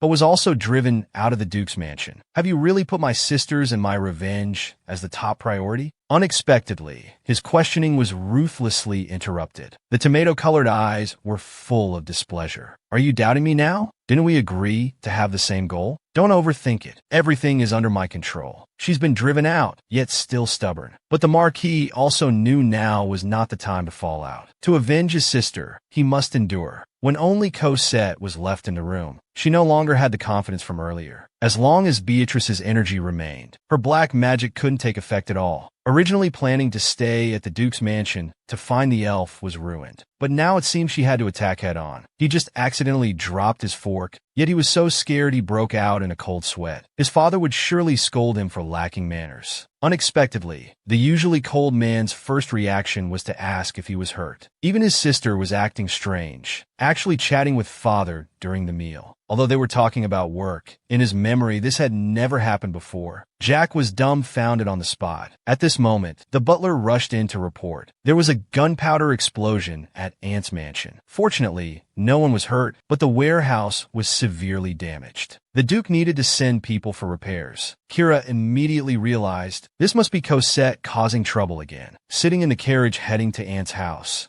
Kira had an idea. If she wanted to rest, Cosette had to completely disappear. But she didn't expect the little green tea to be so thick-skinned, still able to act as if nothing happened and visit Aunt. But she just had to expose her faults. How come you don't attend social activities after returning to the Marquis mansion? Cosette shrugged helplessly. I haven't been feeling well lately. I don't like attending those boring events. That's just an excuse. Who would risk offending the Duke's mansion now? To invite her? And if she's not feeling well, why not rest at home? Why come to Aunt's place? She must be up to no good. She took 2 quick steps towards her. By the way, after you left, Father has become much gentler, thanks to your influence. Hearing this, Cosette's expression instantly changed. She looked at Kira vigilantly. Even her voice trembled noticeably. Father has become gentler. You must be very happy. Isn't that what you've always wished for? Tired of listening to her nonsense. Kira and Joseph left. He had only probed a little, and Cosette panicked. She was indeed hiding an unknown secret. Fortunately, he came and seemed to think the gunpowder explosion was just an accident. She didn't intend to investigate further, but he still suggested investigating before concluding. It turned out Aunt ordered gunpowder from the same merchant group every year, so Cosette probably bribed the vendor. But did she go to such lengths just to destroy the warehouse? At this point, the butler revealed a key piece of information. When Miss Cosette came to visit the madam today, she seemed quite normal. She even suggested the madam move to the side house for safety reasons. This way, the mansion could be repaired before winter. Though it seemed caring, Kira still found it suspicious, deliberately destroying the old house, then urging Aunt to repair it quickly. Could she be trying to plant spies among the workers? But for what purpose? He suddenly thought of something. Cosette was looking for the elf stone. The girl he liked was going to find someone else. He spoke up for the first time. Can't you not go? He even humbly tugged at her clothes. Am I not enough? Please don't go to someone else. Kira stood there stunned. Not long ago, they gathered all the workers involved in repairing the house. Together, they nearly killed the Empire's spirit mage. Yet these people still had the nerve to beg for mercy. In this situation, you dare to ask me to spare your lives? In principle, you should all be sentenced to death. But I can be merciful and spare one life. The workers seemed to see hope, excitedly asking if it was true. Hera smiled faintly. Of course, but only for the first person to confess. Afterwards, those people were separated and locked up. Joseph worried. Can we really find a mastermind with just a few threats? Hera was confident. He promised Aunt he wouldn't use torture, and he wouldn't wrongly accuse any innocent person.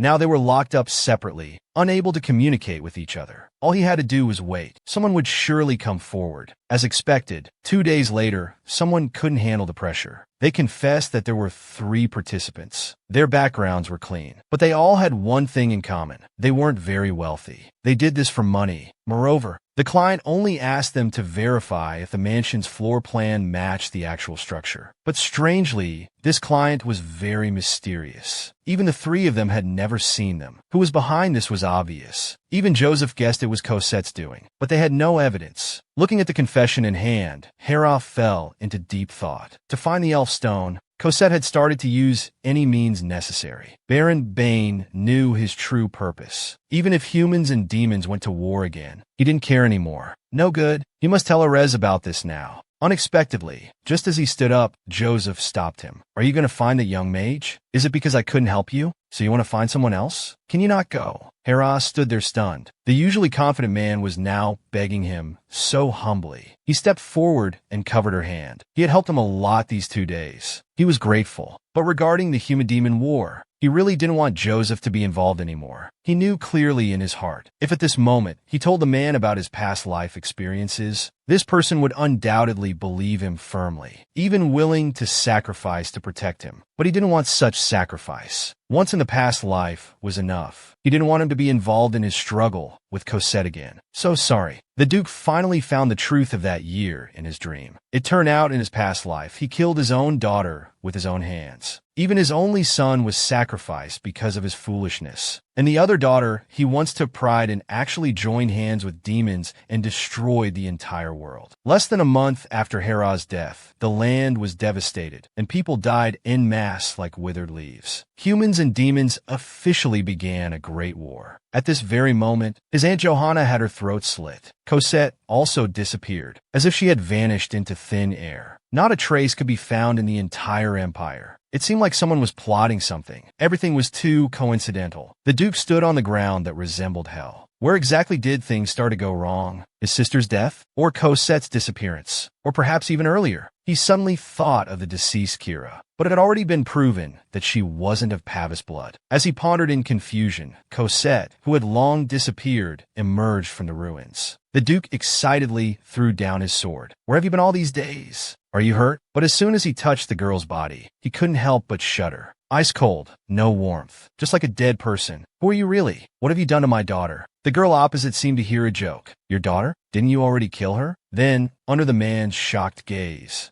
she began to tell a story from 20 years ago. A woman named Rowena was hunted down when she was about to give birth. She carefully hid in a corner. As long as she could give birth to the child in her womb, it wouldn't be too late to seek revenge on these people. But blood flowed down her legs. She trembled, unable to believe her child had died in the womb. Filled with hatred, she summoned a demon from hell. "I'm willing to sell my soul. Please help me take revenge. Let everyone suffer a fate worse than death and despair." The contract was made. Rowena left the world with resentment and grudges. Her child, that is, the current me. The Duke stepped back, saying it was impossible. "If you're of demon race, how can you use elven magic?" "Oh, that? Thanks to this body. No matter what the soul is, as long as the vessel is from the Pavis family, it can control the elven." When the bloody truth was laid bare before his eyes, the Duke collapsed to his knees in despair. Regret wasn't enough to describe his current state of desperation. He even had thoughts of wanting to die. Would dying be able to undo everything from the past? Would it earn his daughter's forgiveness? The Duke tortured himself with these thoughts. The immense sorrow even made his body retch uncontrollably. He crawled on the ground like a dog, hoping Cosette would give him a quick death. But to his disappointment, she lifted his chin, saying, "I won't let you die so easily. I'll make you watch this world perish bit by bit, lonely and desperate. After witnessing with your own eyes the disaster brought upon the world due to your mistakes, then you can choose to end yourself." Learning the truth, the father decided to give up completely. He lay on the bed, feeling worse than death. Blood spewed from the corner of his mouth, yet he eagerly awaited death's arrival. On the brink of death, his soul drifted to a prison. His deceased son Jack was looking at him expressionlessly. "Didn't I tell you before? Never abandon, sister?" That word, father, deeply pierced his heart. He apologized to his son guiltily, thinking it might make up for something. But Jack suddenly shouted, "He and sister are both dead. Now you come to say these disgusting things?" All along, he and his sister only wanted their father's gentle smile. Even a brief greeting would have made them happy for a long time. Yet such a humble wish was mercilessly destroyed. He came here only to ask his father one thing. "You must not die." He and his sister don't want to see him on the road to the underworld. The Duke desperately tried to hold on, begging his son not to leave. "Please give me one more chance." At this moment, he seemed like an old man in his twilight years, kneeling on the ground, repenting for his mistakes. "Should I give you another chance?" Suddenly,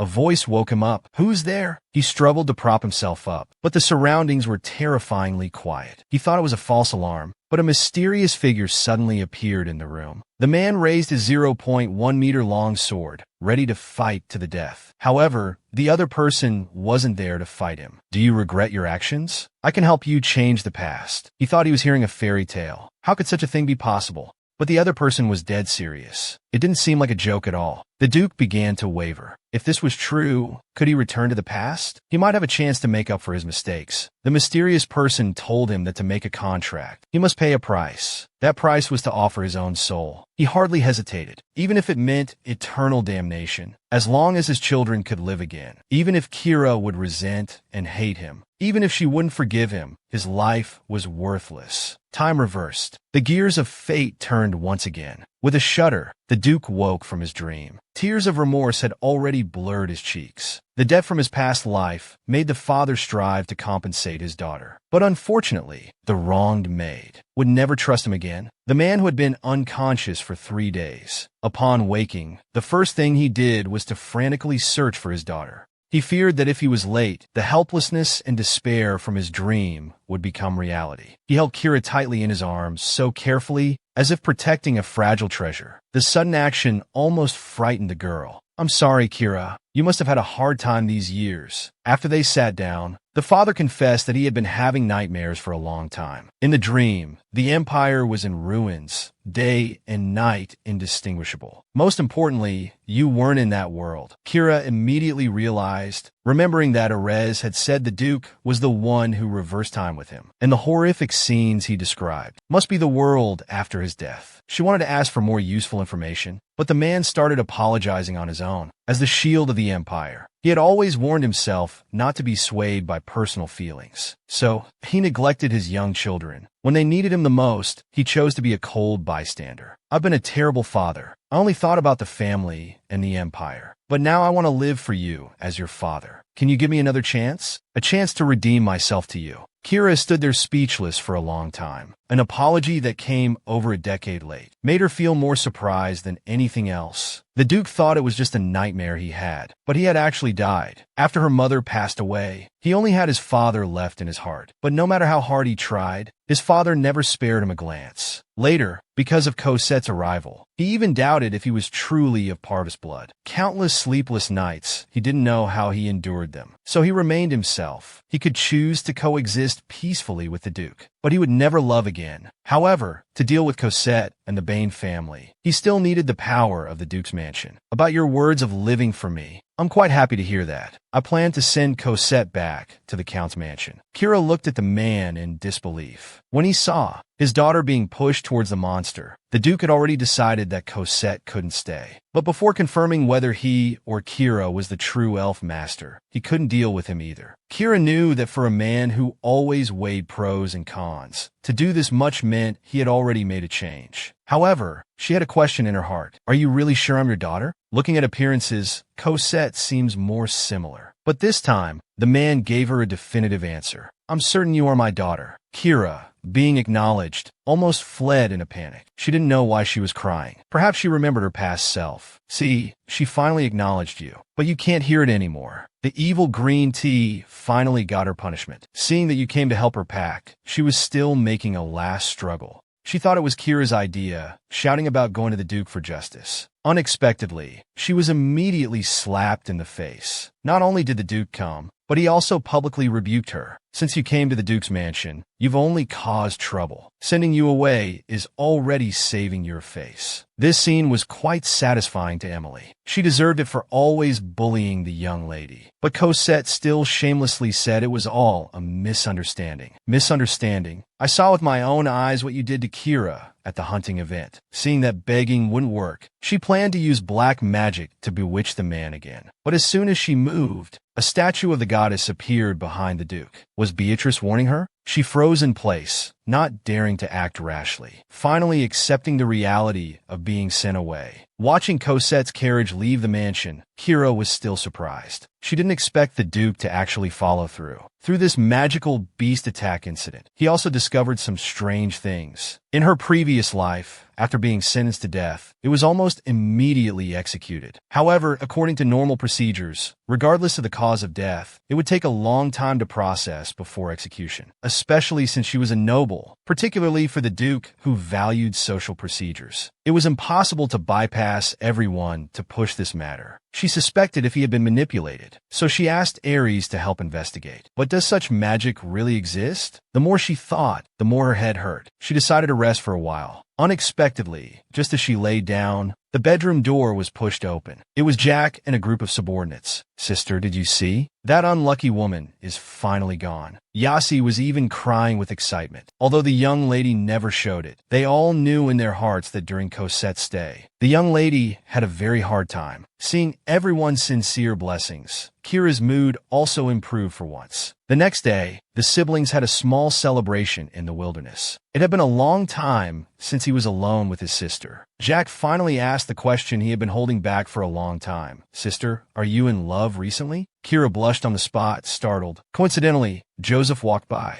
Kira wanted to use this chance to change the subject, so she started chatting with Joseph. Unexpectedly, seeing the harmonious scene between the two, her brother blurted out, Sister, you're not dating Joseph, are you? The atmosphere suddenly became extremely awkward. Hera kept explaining not to listen to what kids say, but Jack had his own thoughts. If it's with Joseph, he had no objections. He grabbed the man's arm. then solemnly instructed him, "I'm entrusting my sister to you. I hope you won't betray my trust." Faced with her brother's sudden actions, Kira just wanted to find a hole to crawl into. Luckily, the little fox ran out at this moment, successfully attracting Jack's attention. Left alone with Joseph, she apologized again, saying not to listen to the kid's nonsense. How could a knight have such personal intentions? What if I do? Is that not allowed? He smiled bitterly. Realizing her slip of the tongue, she turned and fled in a hurry. She really wanted to slap herself twice. Sent back to the Marquis's mansion, the green tea finally panicked. Even a small maid was now criticizing her. Just as she was thinking how to retaliate, the Marquis fired that person. "My niece has finally come back to stay for a few days, yet someone here is talking nonsense." But after dismissing the servant, the man's expression changed. "Let's talk. Do you remember 10 years ago, when you, claiming to be Rowena's daughter, first stood before me? I originally didn't believe in my sister's death." The girl explained in detail, and had a face identical to Nye and the Duke. "As an uncle, I indeed had the obligation to help my sister take care of her child. But the girl warned me not to get it wrong. My sister's child had died in the womb long ago, and she was a demon who had made a contract with him." I fell to the ground in shock, but the girl became excited. "Don't you want to avenge your sister?" I thought she meant Kira's grandfather, the Marquis of Edinburgh.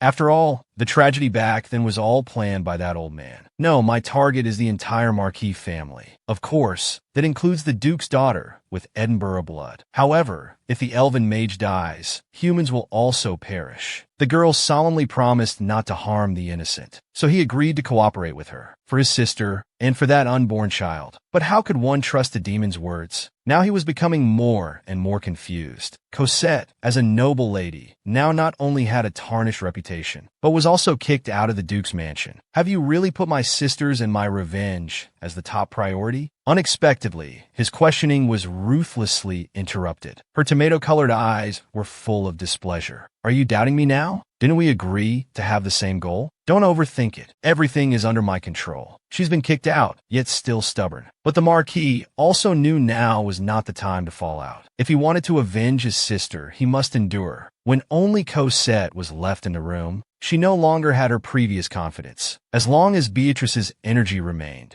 her black magic couldn't take effect at all. She originally wanted to stay at the Duke's mansion to find the elven soul eater, but now it seemed she had to attack head-on. He just accidentally dropped his fork, and he was so scared he broke out in a cold sweat. His father would surely scold him for not knowing etiquette. Unexpectedly, the usually cold man's first reaction was to ask if he was hurt. Even his sister found it strange, actually chatting with father during meals. Although it was all about work, in his memory, this had never happened before. Jack was dumbfounded on the spot. At this moment, the butler came in panic to report there was a gunpowder explosion at Ant's mansion. Fortunately, no one was hurt, but the warehouse was damaged. The Duke needed to send people over for repairs. Kira immediately realized this must be Cosette causing trouble again. Sitting in the carriage heading to Ant's house, an idea sprouted in Kira's mind. If she wanted to rest, Cosette had to completely disappear. But she didn't expect the little green tea to be so thick-skinned. Still able to pretend nothing happened and visit Ant. But she just had to expose her faults. "How come you don't participate in social activities after returning to the Marquis's mansion?" Cosette shrugged helplessly. "I haven't been feeling well lately. I don't like participating in those boring events." That's a nice way of putting it. Now who would risk offending the Duke's mansion? By inviting her? And if you're not feeling well, why not rest at home? Why come to Ant's place? She must be up to no good. She quickly approached her. "By the way, after you left, father has become much gentler, thanks to your influence." Hearing this, Cosette's expression instantly changed. She looked at Kira warily, her voice even trembling as she spoke. "Father has become gentler? You must be very happy. Isn't that what you've always wished for?" Tired of listening to her nonsense, Kira and Joseph left. She had only probed a little, and Cosette was already flustered. She must be hiding some unknown secret. Fortunately, she came and seemed to think the gunpowder explosion was really just an accident and didn't intend to investigate further. But she still suggested investigating before deciding. It turned out Ant would order gunpowder from the same merchant group every year. So Cosette probably bribed the vendor. But why go to such lengths just to destroy the warehouse? At this moment, the butler revealed a crucial piece of information. When Miss Cosette came to visit the madam today, she seemed quite normal. She even suggested the madam move to the side house for safety reasons, so the mansion could be repaired before winter. Though it seemed like concern, Kira still found it suspicious, deliberately destroying the old house, then urging Aunt to repair it quickly. Could she be planning to plant spies among the workers? But for what purpose? She suddenly thought of something. Cosette was looking for the elven stone. The girl he liked was going to find someone else. He spoke up for the first time ever. Can't you not go? He even humbly tugged at her clothes. Am I not enough? Please don't go to someone else. Kira stood there stunned. Not long ago, they gathered all the workers involved in repairing the house. Together, they nearly killed the Empire's elven mage. Yet these people still had the nerve to beg for mercy. In this situation, you still dare to ask me to spare your lives? In principle, you should all be sentenced to death. However, I can be merciful and spare your lives. The workers seemed to see hope. They excitedly asked if it was true. Kira smiled faintly. Of course, but only for the first person to confess. Afterwards, those people were separated and locked up. Joseph was worried. Could a few simple threats really find the mastermind? Kira was confident. She had promised her aunt not to use torture and not to wrongly accuse any innocent person. Now that they were locked up separately, unable to communicate, all she had to do was wait. Someone would surely come forward. Sure enough, 2 days later, someone couldn't handle the pressure. He confessed that there were 3 participants. Their backgrounds were clean, but they had one thing in common. They weren't very wealthy. They did these things for money. Moreover, the client only asked them to confirm if the land's floor plan matched the actual structure. But strangely, this client was very mysterious. Even the 3 of them had never seen them. Who the mastermind was obvious. Even Joseph guessed it was Cosette's doing, but they had no evidence. Looking at the confession in her hand, Kira fell into deep thought. To find the elven stone, Cosette had started to use any means necessary. If Viscount Bane knew her true purpose, even if humans and demons went to war again, he wouldn't care. No, she had to tell Erez about this now. But just as she was about to get up, Joseph stopped her. Are you going to find the young mage? Is it because I couldn't help you, so you want to find someone else? Can I go instead? Kira stood there stunned. The usually confident man was now begging her so humbly. She stepped forward and covered his hand. He had already helped her a lot these 2 days. She was grateful. But regarding the human-demon war, she really didn't want Joseph to get involved anymore. She knew very well, if at this moment she told him about her past life experiences, this person would undoubtedly believe her, even willing to sacrifice himself to protect her. But she didn't want that kind of sacrifice. Once in her past life was enough. She didn't want him to be involved in her conflict with Cosette again. So, she was sorry. He couldn't believe it at all. The lifesaver who had helped him many times was actually a demon, just like Cosette. Despite Erez's constant explanations that the demon world, like the human world, had good and bad, Kira couldn't hear a word of it. She shouted at Erez to get out. If he stayed any longer, she didn't know what she might do. Why won't you give me a chance to explain? Just because I'm a demon. All those experiences they had shared, the desserts they had eaten, the festivals where they had met by chance, and all those words they had spoken, so many little moments were truly beautiful. The thought of losing them made him realize how much it hurt. He decided to leave first. No matter what, thank you for the happiness you've given me. Goodbye, Miss Kira. Following the magical circle, Erez disappeared from the spot. In the room that had returned to silence, Kira staggered, finally unable to support herself, and fell to the ground. She couldn't accept that she had been deceived for so long. The intense emotional turmoil even made her body retch uncontrollably. She opened the window, quickly ran to the balcony, and took big gulps of the fresh air outside. If she had been holding a sword at that moment, she might have actually stabbed Erez. But for some reason, the thought of him being hurt made her feel sad again. She helplessly fell to her knees. What should she do? Who could tell her? At that moment, there was a rustling sound from the nearby bushes. Somehow, Joseph was standing there. He leaped over, landing right in front of the girl. At this moment, all of Kira's pretenses were gone. She threw herself into the man's embrace. Cry, I didn't see anything. From that day on, Kira kept herself locked in her room, not eating or drinking. Erez wrote her many letters. She didn't dare to read a single one. Even the Duke noticed his daughter's unusual behavior. He asked Roger to take the young lady out to clear her mind. But even though Kira agreed to go out, she was still absent-minded in the carriage. Whether it was beautiful accessories or colorful clothes, nothing could spark her interest. She still found it hard to believe that Erez was actually a demon. Perhaps it was because she trusted him so much that this feeling of being deceived all along made her feel terrible. Lost in thought, Red Hair called out to her from behind. The two hadn't seen each other for a while. Naturally, they had to sit down and catch up. Red Hair complained that His Majesty the Emperor had been pressuring him to marry lately. He could only find peace by leaving the palace. How about you? How are things with the one you like?